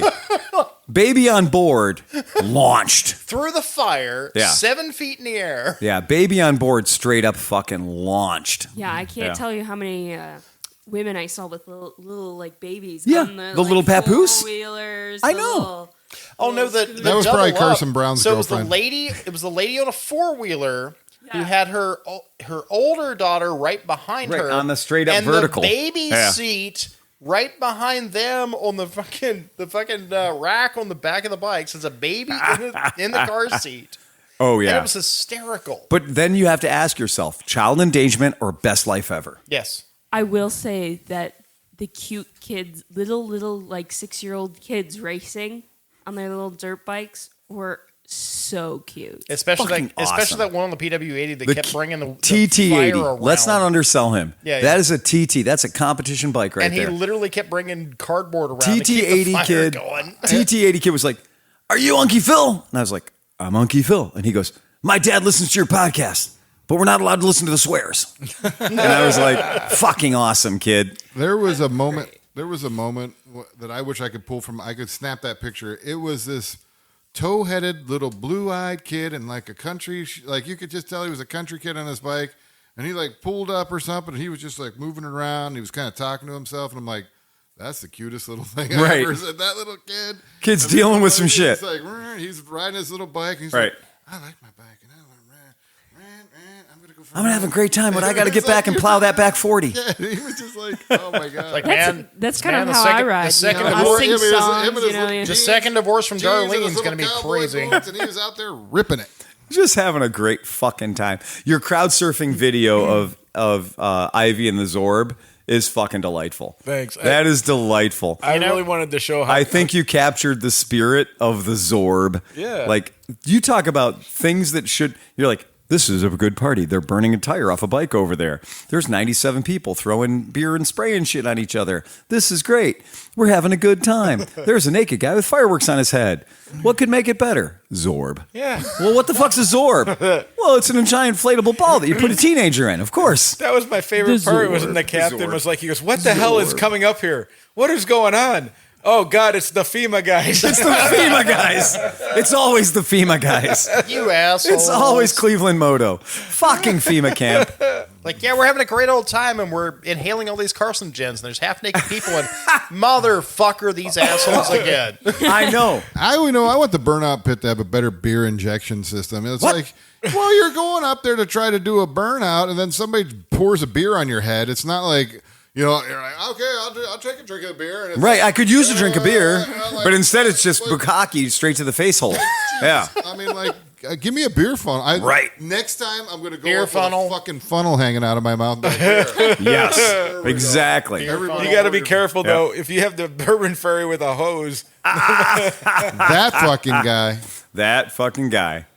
Yeah. Oh, it's hysterical. We were like, what happened to the thing? And then I was in the hallway the other day and I'm like, oh, it's in the back of the Coleman we haven't touched for a year. Oh. Like we were looking for yeah, it. you had We- one job, Tom. One I, job. I will legit tell you, if anybody said, "Where's the sprayer?" I would have said, "Back of the Coleman." Because we put the Coleman in the trailer last year. Yeah. It hasn't moved an inch. And we put the irrigation sprayer. Right. We put the sprayer into the back of the Coleman. I mean, it's And all the other shit that was in the back of the Coleman, still in the back of the and Coleman. it's Yeah. gonna be fine because it's got 190,000 proof fucking alcohol. Well, so here's what's fun. Tim Hempling has an important message. Oh, It's a gel pad. it is a gel pad. What's funny is I actually needed to use the sprayer yesterday. So, You could use that one. We'll get a new one for well, next it's year, for okay sure. because, sometimes when oils next get, time it's Super Soakers. sometimes when oils get changed, some oils go into the motor and some oils go adjacent to the motor, right? Right, it happens. And so there's this V7 that we had, and the customer's a great customer, but he's not the kind of customer that's going to be okay with oils outside of his motor. Okay, just saying that for what it's worth. So I got some industrial Sept industrial cleaner, and I gave it, and I sprayed all the oily parts, and I sprayed all the oily parts, and I was like, I need something to spray some warm water on the soapy parts to make the soapy parts take the oily parts away. And I was like, bum, bum, bum, garden sprayer. So I grabbed the Bourbon Fairies garden sprayer, and I filled it up with warm water, Did the as lights one still does. work? No, there's no battery pack on it. So it No. needs a battery pack. It's all- doesn't matter, though. pneumatics. But here's the fun. So I put hot water in the bottom of the Bourbon Fairy sprayer, and I pump, pump, pump, pump, pump. And I hit it. Well, the entire pump assembly is still full of bourbon. The hose and everything. The hose, the pump. There's about 7 ounces of bourbon left in the sprayer. Nice. So I sprayed it on dude's motorcycle, which was warm from the test ride. And I was like, well, that's delicious. And instantly the little screw I have in the back of my brain that works on bourbon, my little screw in the back of my bourbon went, I should go get some bourbon. Yeah. I was like, I have a bunch of You're like, bourbon That's in a the new kitchen. seat conditioner we offer for all our bikes. It's called the Bourbon Trail. I literally came out in the driveway and saw that puddle, and I was like, "Oh fuck! What the hell? What is leaking?" No, it was, exactly. It was just a cleanup. It was just a cleanup. And there we go. That's it. Good for us, See, right? and you don't have enough Harleys to make it unbelievable. So. Well, Somebody pulls in the driveway and they're like, what, you start working on Harleys all That of a was sudden? the funny part is this year it technically wasn't the Bourbon Fairy, it was the Fireball Fairy. No, it was the Bourbon Fairy. Wow. I believe that Luke and myself can give state's evidence. Well, yes. There were at least 8 bottles of bourbon. There was the handle full of mixed bourbon. And then there was 2 shooters, 2 squirt bottles. Fireball was an option. I have Fireball. But primary Yeah. was bourbon shooting. Yeah, there were 2 Fireball options. And when we got down to nothing left but Fireball, it was time to shut the party down. Yeah, when we got down to nothing but Fireball, we were like, we're walking Well, back and to the the thing campfire. is, the failure rate, like you hit Fireball in somebody's eyes. They're not having a fucking good day, you know? Dude, a lot of people took bourbon in the fucking eye holes. Yeah. So the sprayer is the better delivery system. Yeah, single Yeah. stream source. The sprayer, because with those bottles with the holes poked in the top of the water bottles, Slit. It they was go like- everywhere. Yeah, it's like it's like peeing after. Well, never mind. Ah, it's like the first pee when you wake up in the morning. Thank Yeah, you. It goes everywhere. Yeah, super something. Well, I mean, for the I kept trying to send people down to Dollar General to go get super soakers. And it was like, yeah, we'll go get, and like it kept getting later and later. I'm like, who the fuck is going to Dollar General? Right. And nobody went. Nobody's going to Dollar General. Are you kidding me? It'll be rectified. It'll be made It'll be fine. whole for next year. It'll be fine for next year. It won't be even a slight Yeah, next year inconvenience. Next year he's dual wielding. Next year, Bourbon Fairy will. I believe that I think the sprayer works good. Yeah. I think the way it is, but I do think squirter or garden sprayer bandolero. Yes. So I think a nice shoulder strap, and then in the shoulder straps we can just have little bottles of like Shankies or Underberg or little Underberg. shooters. If That sounds like a job for Perry Security. yes, Yes, I already have such items. So I have I'll just- I have a bandolier, I but can it has borrow the little Makita Underbergs. backpack sprayer from No, work. I- That's I- Oh electric. my God! I mean, it's only had Roundup and everything Right, else in yeah. it. I mean, Yeah, it it's should That's be safe fine. to drink, though. So, Right. you know. Yes, Roundup's safe. yeah. It's I checked. Glyphosate. Yeah, let's go. We're okay. We're fine. Yeah, that's cool. No No, problem. I was mentioning the Underberg bandolier to somebody at the Boston guys at Yeah. Mid Ohio, and they're like, "I'm sorry, what?" I said, "Yeah, they're about this size, I have them. and yeah. every bartender in America, that's what they drink." And he, the Underberg thing is just of the promo programs. Underberg is a little tiny snorkeler like Jägermeister is, right? It's a little tiny airport bottle. And the idea is, it's a digestive. You're supposed to have it after a meal to keep your tummy from getting upset. But the red cap on it looks like a Tabasco cap. And you save up the caps. And when you save up enough caps, you send them in and they will send you Underberg promo items, branded merchandise. that Shanky's Whip stuff. Yeah. And so the first item, though, that I think everybody gets is the Underberg Bandolero. So you get the Underberg Bandolero, and it's set up to hold like 24 bottles of Underberg, which is 23 bottles too much. Because Underberg's not exactly the kind of thing you're like, that was great. Let me have another one. Let's do 47 shots. What in are a you row. drinking under there? Underberg. I think it was very funny that neither Liza nor Wendy could pronounce Malort. In their retelling of the Malort story, where Liza admitting to giving Malort to some underage people. Yeah. In the most guarded of possible conditions, of course. I can tell you that the Bourbon Fairy was doing a very good job of screening potential recipients. I'm not going down for that. I, Or he's not going down for that. I bounced last year and deferred to you. Yeah, for sure. Because Yeah. I went, no, I'm not carding these fucking They're not going to people. card I am people from the out. Bourbon Fairy. I like, how old are you? You're 14. It was You're 14. very tight. There were 3 girls that it wasn't necessarily questionable, but I'm like, are you 21? She's like, I'm 23. I'm 26. I'm like, okay. What's that? Surely Steel makes a 2-stroke sprayer, right? Yeah, Steel does make a fucking 2-stroke. Yeah, of course they do. That was Moto Hop. Of course it is. Yeah, Matt, that's a great idea.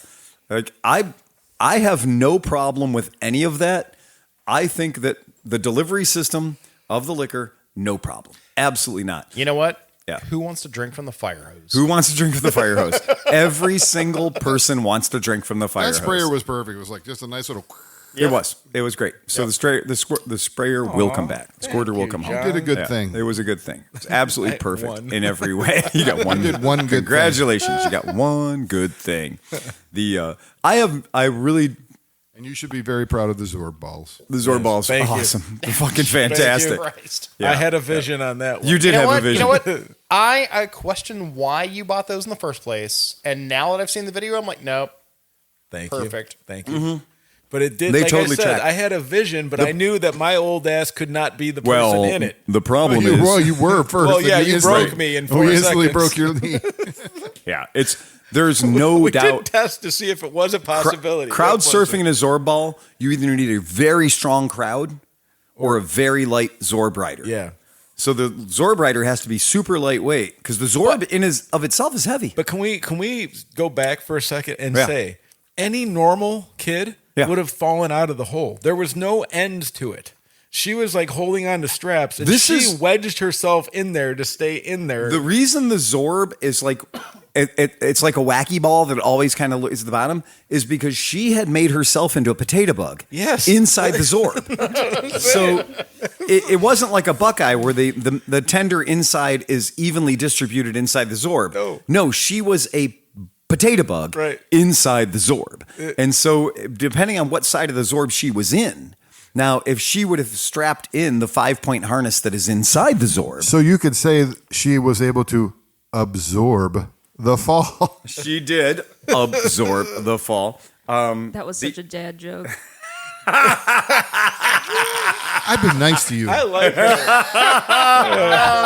I love the 19-year-old sounding board on that one. Yes. Yeah, that's it. Way to go, Fudd. That's it. Wow. If you're not doing anything September 2nd through 6th, that's before the Americans called Labor Day. I'm going to be going for Labor Day. I'm going to be going to Chicago for the Vespa Club of America rally. But if you want to one-up me, you can go to Mandela Delorio and go to the Moto Guzzi rally. And it's the Moto Guzzi homecoming. Always thousands and thousands of people on motorcycles in the beautiful town of Mandela Delorio on beautiful Lake Como in the best time of the year, September 3rd through 6th at World Guzzi Days. This year is special because Sleepy's going to put the picture up on the screen. Not only will you get to see the world's first ever, what do they call those things? A wind tunnel? Wind tunnel? Yep, wind tunnel made out of an old bomber engine that a guy roasted himself to death on. That's real, that happened. Yeah. And not only get to see that, but you get to see the brand new Moto Guzzi Museum and Factory. I don't want to ask, but Yeah. I need a little more information about that. How did he do that? So it turns out was that while it was in war fighting? No.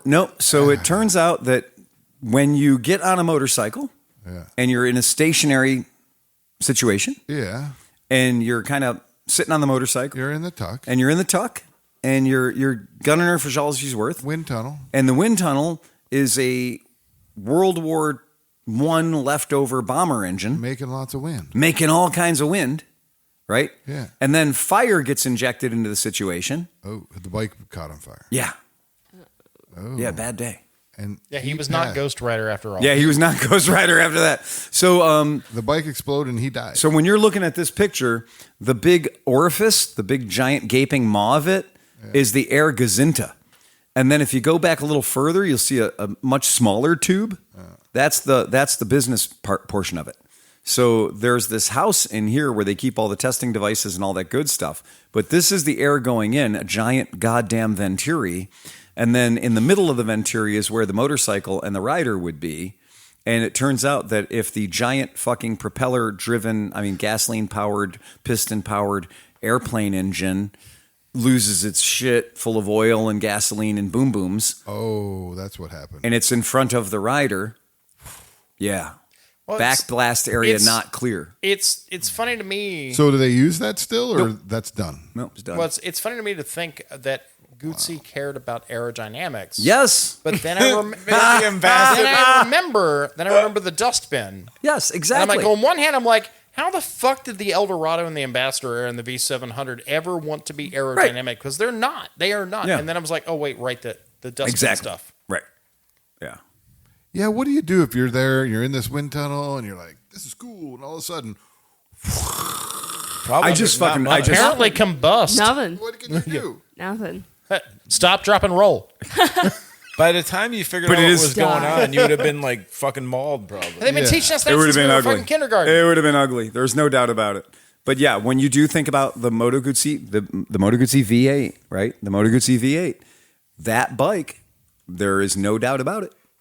You look at that thing and you're like, that is a very aerodynamic machine. They spent like 5 whole minutes on aerodynamics. On the Moto Guzzi V8? Yeah. Yeah, I mean, they made dustbins illegal because they were too spicy. Exactly. Right. I have the perfect dustbin. Oh, you do? Yeah, that nose cone. Yeah. He's got a go ahead and throw the picture up. Bonanza nose cone. It's a 1950s Beechcraft nose cone. Oh, really? Yeah. Wow. Can you imagine them not noticing that this might blow over if they were in wind? Well, they work though. Really they worked well. really well. They were great unless there was a side wind. Well, it was actually, the problem was the bikes were going faster than the tires could deal with. Well, that too. And the other problem and it wasn't so much a side wind problem. That it apparently, was because they were really great. They were aerodynamic. They were fast as fuck. Right. Tires didn't hold up. And the other problem was the motors sucked. Right. Right. So like everything failed but the aerodynamics. Right. But tell us how you really feel, Tom. They sucked. But they sound great. Yeah. Yeah. And I guess Tom, you have a challenge. I want you to tell me something great about a motorcycle, any bike. Which one? You get the pick. I mean, have you ever heard any Moto Guzzi V7 onwards, the V-twin? Yeah. At full chat, no mufflers. Or Agostini's. Exactly. I mean, honestly. That is the most orgasmic sound you will ever hear. Yeah. Okay. Totally with you. So there are some things you like about motorcycles. Absolutely. The problem now, okay, I have to say something because I met a guy. I mean, I can see why being a mechanic would make you hate bikes. I talked to a guy at Mid-Ohio. He's got and I said, look, I'm sorry, I'm the curmudgeon. I'm always the curmudgeon. And the guy looked at me and he goes, no, the problem is you're a mechanic. Mm-hmm. And he says, you understand and you relate to the fact that everything has a mechanical fail point that you constantly have to deal with. So there are things that are going to be worse and better on your scale, but everything is going to have this point where you're like, fuck, I hate dealing with that bullshit. And so the problem is everything I look at comes from a lens of, fuck, I gotta fix this fucking thing. And that's why I'm the motherfucking Honda whisperer. There you go. That's it. Exactly. Yeah, John sees the beauty hiding inside, waiting to come out, and Tom hate fucks it. Yeah. I will literally... Tom's like, Fuck you. Why are you so is this- fucking You're broken? mechanical, Well, there's this romantical. thing. There's He's this a thing. mechanical mechanic. there has been this thing lately on TikTok and everything else where they're like, you always have to go. You always have to call the guy when it doesn't work. You always have to call the guy that can start a fucking rock. And the problem is, I literally had to look at this and go, "Fuck, I'm that guy that literally can make anything work." That's Well, it. it's I will tough. hate You it. are now John Meckelfresh, the It's- mechanical, it's- romantic. The romantic mechanic. Romantic mechanic. It's tough when the only person you could possibly call would be yourself. That's why my wife doesn't understand. Why don't you just ask for help? I'm like, if I can't fucking do it, who can? Right, that's- there's nobody Phil- there's no out from there. You know, Phil, you don't need to do this. We can call a guy. Yeah, but he'll fuck it up. Not the way I want it. He'll fuck It's it up. not even about the way I want it. If I can't do He'll it, fuck it up. who else is going to do it? There's every single The guy you person that I pay. would ever trust to touch any of my motorcycles Yeah. is in this room. Right, exactly. Exactly. Yeah, yeah. The one guy I trust to touch my motorcycles is in this room. Exactly. That's really what it comes down to. And I'm also the guy that's like, okay, well, I put that together. I've checked it out. Everything's running great. I moved the bike. Fuck. Where did that 8mm nut come from? Fuck. Where did that 8... Because I start with a clean floor and I end with a clean floor. Right. And if I move a fucking bike and I'm done, and then I see a fucking rogue piece of hardware, then I'm like, well, fuck. I got to take it all back apart again now. Yeah. Because two problems. One, it's not where it belongs. And two, I don't recognize it intimately. Well, so the reality is you have to be autistic enough to know exactly where that 8mm would exist in your universe. And so you look at that thing and go, well, that's not part of that fucking bike. There's nothing to worry about. Yeah, fuck That's that. not part of that That's not part of that bike. But you know what? I'm such a fucking nut job. I'll take it to bed. When I can't figure it out, I'll Right. take it in the house and I'll be looking at it. And then I'll take it to bed and I'll have it on my fucking nightstand. Really? And it'll be 3 a.m. and I'll wake up and go, oh, I fucking know You where figured that it thing- out. Yeah, Right. because You I won't, clocked it. I won't wake up. I Yeah. haven't slept yet. I've Yeah, been yeah. laying there thinking about where this fucking bolt could have come from. one I thing found I'm the not shirt gonna- for Sarah if you want to throw it up on the screen. One thing I'm not going to find out is where that's fucking M6 bolt that came from that's in the oil pan of my Sorrento. Oh, God. Right. You know what? It's this a is Kia. what's That's funny. extra. Today, I had the discussion with Sarah about how important you are versus how far your own name is away from your body, right? And so my dad used to have a tattoo on his bicep that said Phil. And he had a little fruit basket around it, you know, like back in the 50s, they How had some apropos. various fruits. Cornucopia. And he had the name Phil on his bicep. And so, you know, if you have your own name tattooed on your body, You can get very far. you didn't get very far. I mean, that's right? only to remind myself And so who I am. if you have a shirt on and on the shirt it says Phil on the shirt, that's because you're not going to be here long and everyone needs to know who you are because your established value in the company is somewhat transient. So you have a name on your shirt. So when the truck full of shirts shows up, they know which one to give you. You haven't made it very far. If your name jumps off of your chest on your shirt, and if your name jumps onto your desk, well, you're doing pretty good. Your name has now officially left your body, and you have a sphere of influence that now involves furniture. That's pretty good.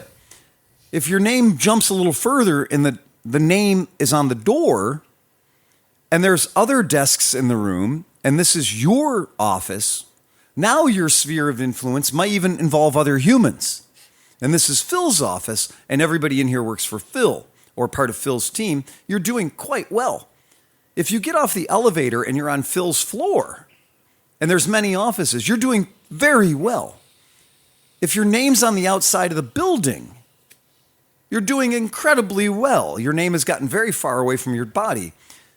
If your name is on the trucks that deliver your products across America, you're doing extremely well because now your name has left your body and now it's thousands and thousands of miles away.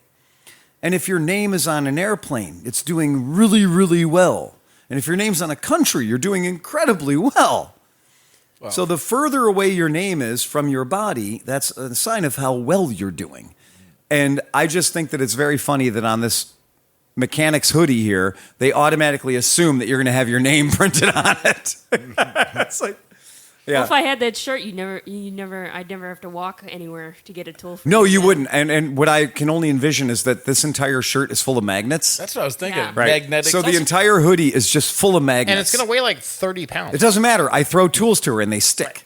Yeah. And then, And when you I wouldn't even ask. You just throw tools, it's an anger management issue. here. Wait, where's that? Wait. She's done doing a job and just roll her on the ground on the floor under the lift and she just picks up all the tools. Or like you I used to think that's do- hilarious. What we used to do on the parking lot is roll that magnet thing so your Yes, customers that's didn't right. get any flat Yeah, tires. nails and screws. You could just roll her. We call that the Yeah. FOD job, right? Yeah, You're looking yeah. for FOD. Yeah, you're finding foreign objects and debris. That FOD job is important, man. It's fun. Yeah. It's the FOD job is fun. I love doing the FOD. Yeah. And you're like, you get done and you're like, oh shit. Yeah. There's a lot of stabby shit in my Like, parking where the lot. fuck did a 4-inch nail come from in your Oh parking man, lot? Like it's It- crazy. It is crazy. It's absolutely stupid how much stuff ends up in my parking lot. And what's the dumbest thing is every time I put a reflector on a license plate bracket, those little reflectors that we all have. Oh, yeah. And my shop's been using them for 26 years. You buy a bike from my shop, you get red, blue, yellow. You get some reflectors on your license plate I bracket. love those things. I love them.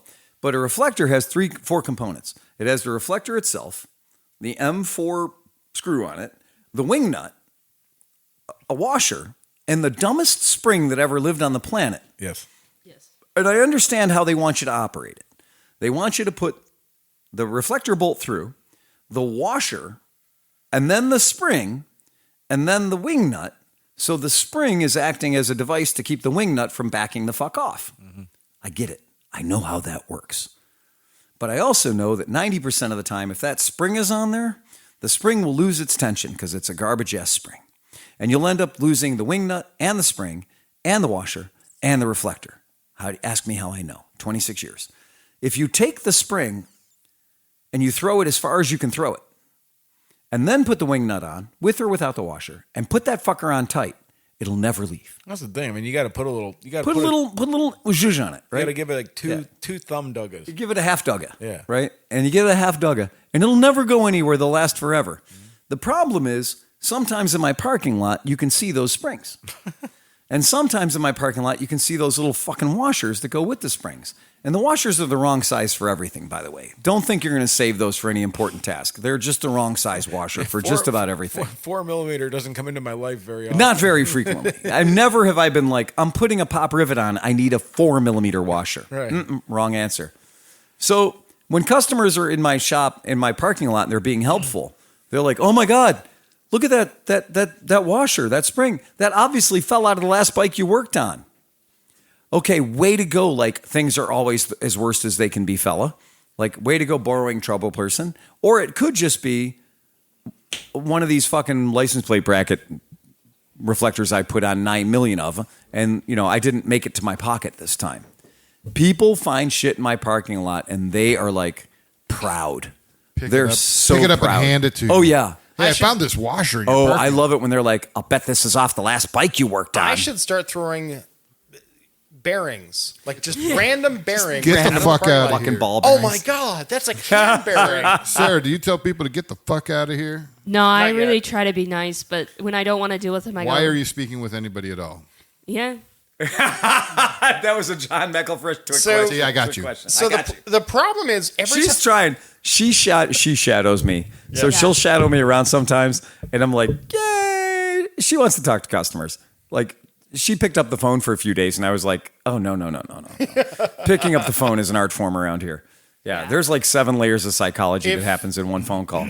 I always say if a customer talks to me, Phil and Renee both have failed. Yeah, we're clearly dead. And the problem is literally every Somehow time they've made it to the back of the roll up shop. the door, They're always there. a customer rolls in. Like the exact moment Yep. I roll up that door, somebody rolls up, and I'm like, motherfucker. And they all come in with the same 30 People minutes. just hang out at the stoplight and wait till I come out. Dude, At one point when I was there, we had 2 levels of chains. I created a cardboard thing like this big that said, "Do not enter. This means fucking you. Right. Yes, you. No, seriously, don't come past this fucking chain." Yeah. And then everybody just walked past that too. Exactly. Didn't give a fuck. Yeah, No. any permeable barrier. Doesn't matter what it is. I mean, What's it made of? Monkey guts? literally, I can get through He's it. obviously not talking about me. No, not me. If nobody has shown up all day, Right. if I roll up that door, 6 cars will pull in the parking lot. Like, did you all just wait at the school across the street? Dude, it's like those things, like that new theory or whatever, like when you shoot atoms to a thing, it's Yes. only if you view it. As soon as Tom rolls it up, there's 6 people materialize. It If a tree falls, Yeah. It's if a quantum. tree falls over in the forest and 4 in nobody's the there to hear morning, it, will he's the drunk. customer talk to Yeah. Tom? You know, Yes, when they you will. say you hate people, they always think you don't mean them. Right. Oh, you mean other people? Yeah, it says no admittance, employees only. And you'd be amazed at how many people I hired in the past week. Yeah. Yeah. It is a guaranteed. It is a lock. But nobody understands if you want to get on the wrong side of a mechanic as fast as humanly possible, it's go where you're not supposed to be. It's just go where you're not supposed to Okay, be. Clint Eastwood. I did not shoot in the mouths of any young ones. Anything. Fucker. I just read that. That's the problem. It's not that I will And hate Matt, them. shame on you for laughing. In the and Army, crying we used to about have a term that said bodies create bodies, right? So like if you're ever anywhere and there's bodies, you need to leave that area because bodies create bodies. The bodies got there somehow. It's fine. So the bodies create bodies things happens for real when I'm rolling bikes out. Because when the parking lot's just dry, when the parking lot's just a parking lot, nobody. But the second there's activity, and they talk about like those velociraptors, they see movement, right? And so they'll see me pushing a bike out. And the second, and I can look out at the traffic on the street and I can see somebody who's like only thinking about Dunkin' Donuts. But they see me pushing a bike out and they're like, well, that looks more interesting than donuts. I'm going to pull in there and talk to that guy for a while. I'm sure he'd like to hear the story about my uncle's Herkimer battle scooter or whatever the fuck he's got. And I promise you that I can tell when it's coming. The one time when I totally said, watch Sleepy, these 2 guys are going to turn around and the one guy's going to walk up to us. Oh, yeah. And I'm like, Sleepy's like, how the fuck did you know that? You're a wizard. I'm like, no, I got fucking time and grade, man. I know what old men look like when they're walking You at me. can, you can 30 read the years, micro you're gonna learn it. expressions. I can read the micro expressions. I told the guy on the telephone, he was talking to me about a Janus. And I told him on the phone, I was like, all you guys that call me, you're all in your 70s. And he's like, wait, what do you mean? No, I'm not in my 70s. I was like, you're totally in your 70s. And I got in an argument with him about whether or not he was in his 70s. So I hung up the phone with him after, he basically tried to talk to me for way too long about a bike he wasn't going to buy anyway. And he's on the other side of the country. I Googled his fucking phone number. And you know what? Bitch is 72 years old. Sucks being right all the time. So when he called me back and I said, hey, there you are in St. Paul, Minnesota. I said, you on the phone, you tried to lie to me. You're 72 years old. I'm not 72 years old. I'm like, Google thinks you are. And I'm like, I'm literally looking at a picture of your house right now and the garage door's open and I see that Harley Davidson you were telling me about. So Google can't be too wrong about everything. Google knows everything. You're 72 years old. You tried to lie to me. When I saw you post that Janus, which is a beautiful Batman's beautiful Janus? 450. Batman's Janus. Okay. It is the weirdest custom job. It is a I really like good it. color combination. I like it a The lot, black but I'm and, just saying, like, when I saw it, I was red? like, oh, Phil's going to be getting some interesting sales calls. Oh, you don't know. That color It's- combo and everything on it is every freak that is like a Janus, like, rubs his Throw it leg. up. Throw it up. Yeah. The picture doesn't do it justice. The seats are ox blood. It really doesn't.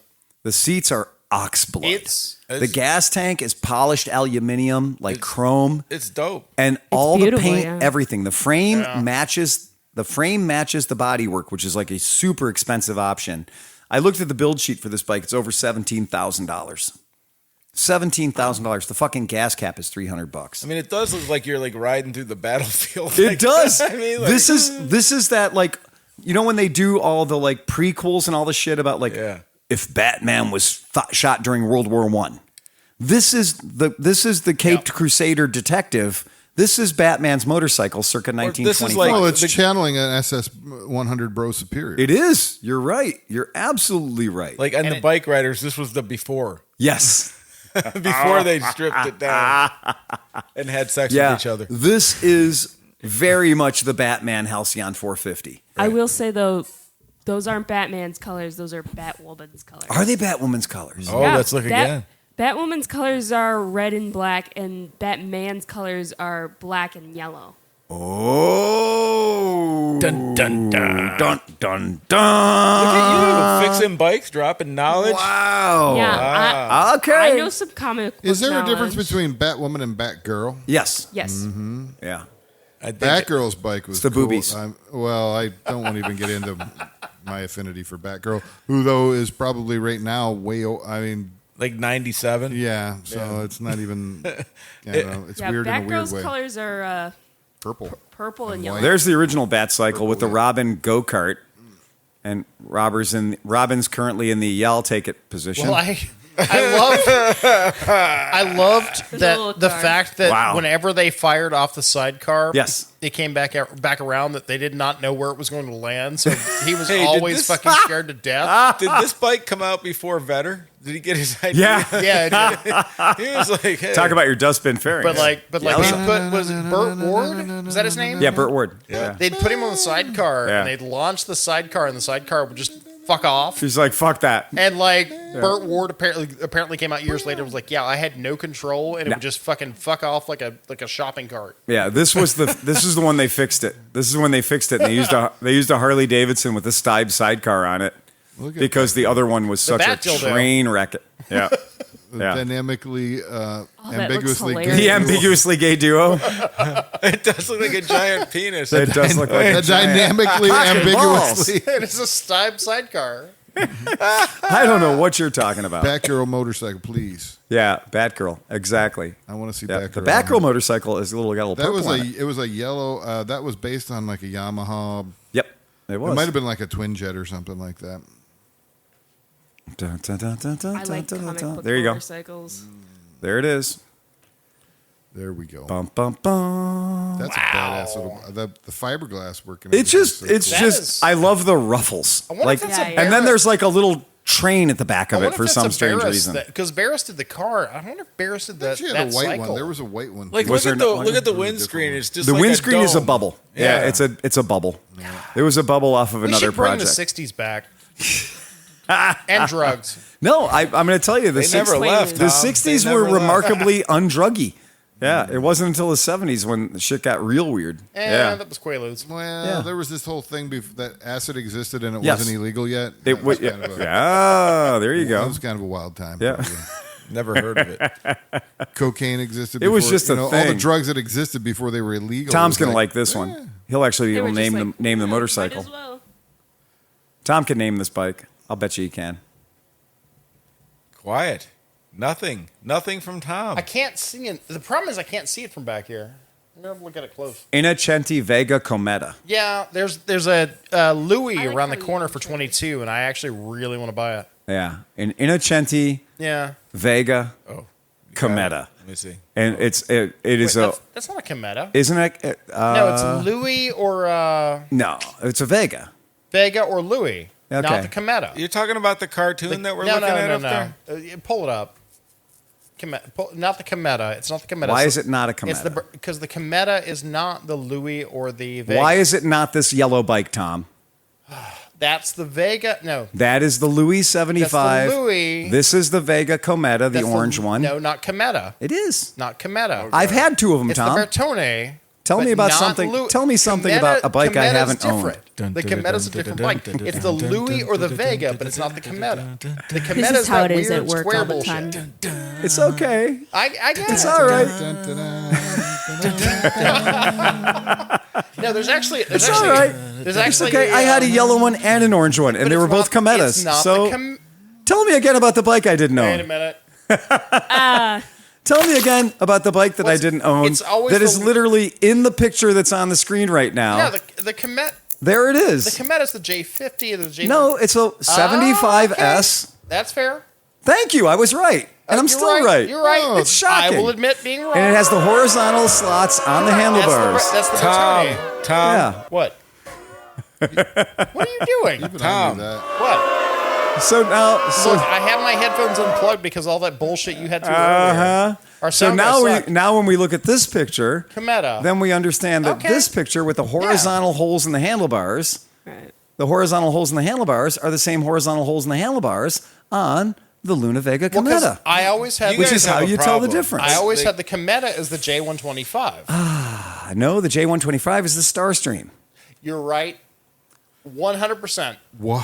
I admit being wrong. I admit I am wrong. I am wrong. I am Groot. 226. So We're gonna cut that. Make that into a new intro. And on that note,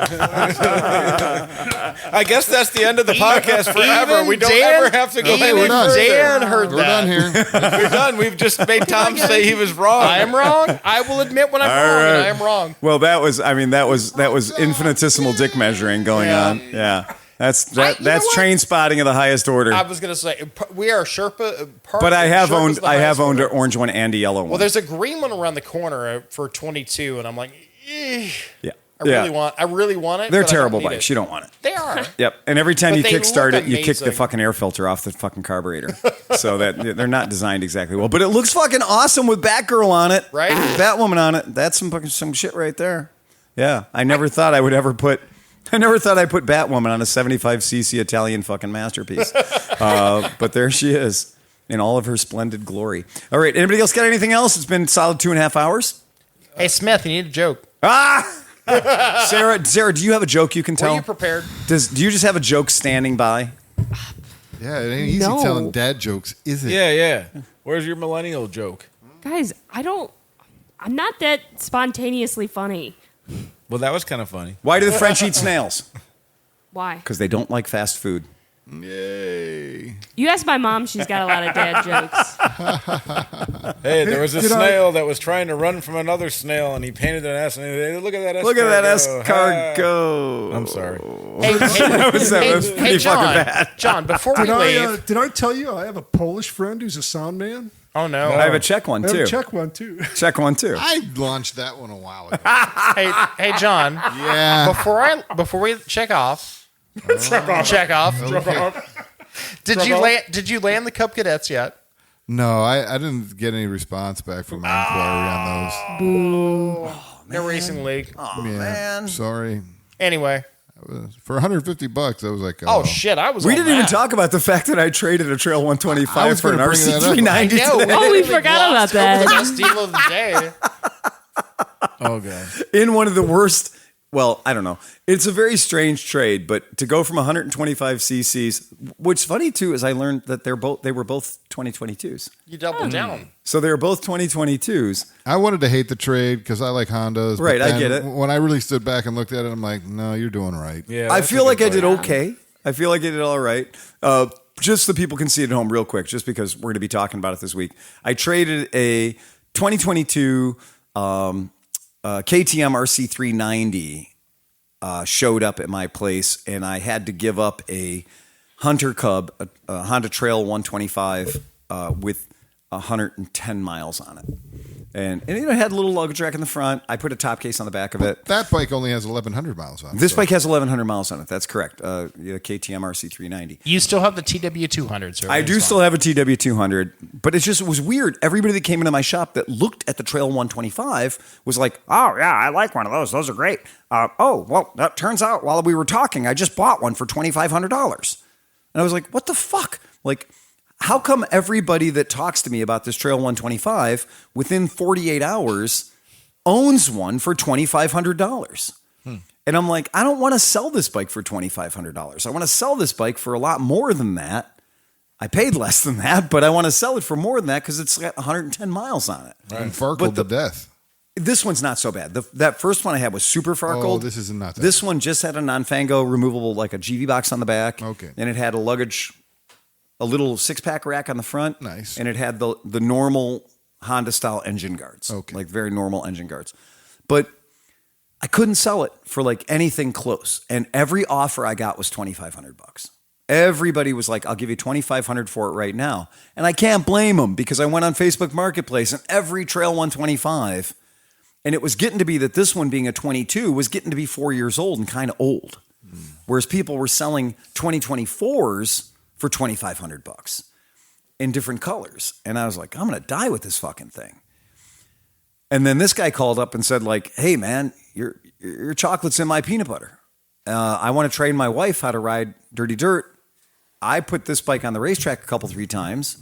Super nice guy, too. He's a podcast listener. He got a really nice trail, the nicest trail. You get the nicest trail 110 you can get. Yeah. Aside from buying a brand new one. Right. And at a massive discount. And he got rid of the KTM track bike that he wasn't using on the track.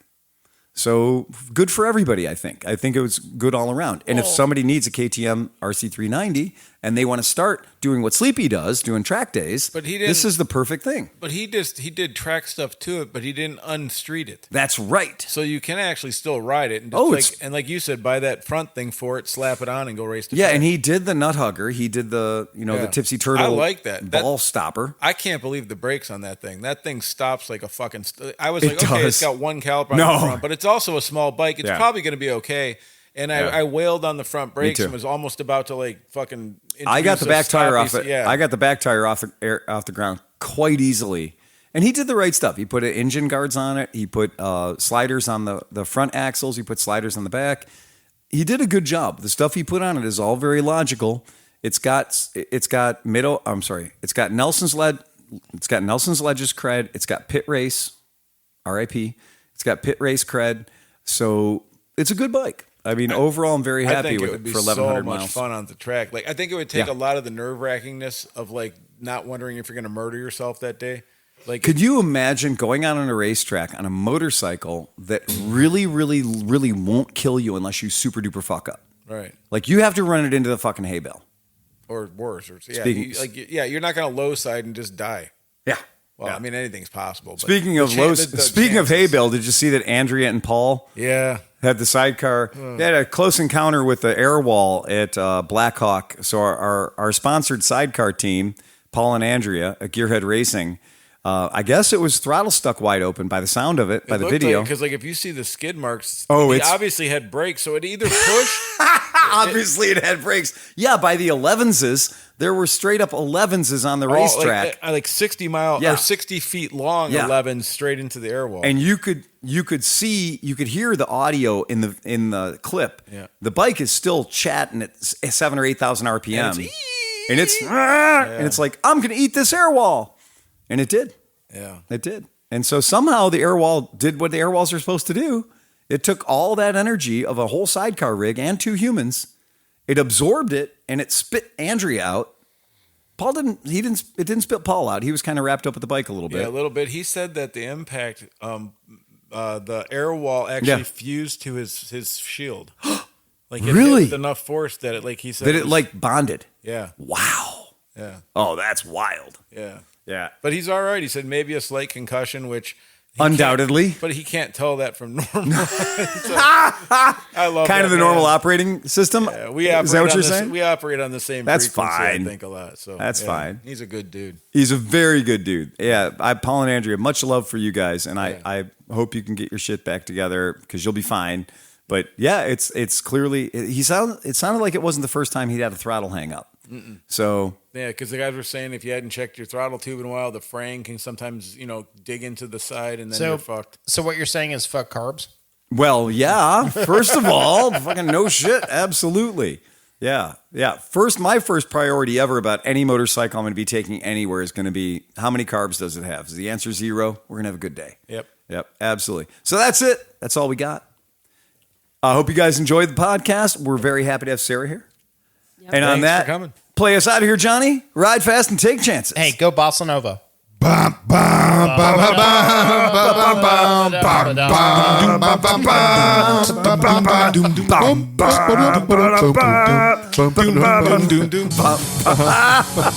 Eject. Hit the red button. Get us out of here, Sleepy. Jesus. That was a painful out. I can still taste it in my mouth. Yes. Exactly. You're going to go Bossa Nova? Go Bossa Nova. I don't even know what that means.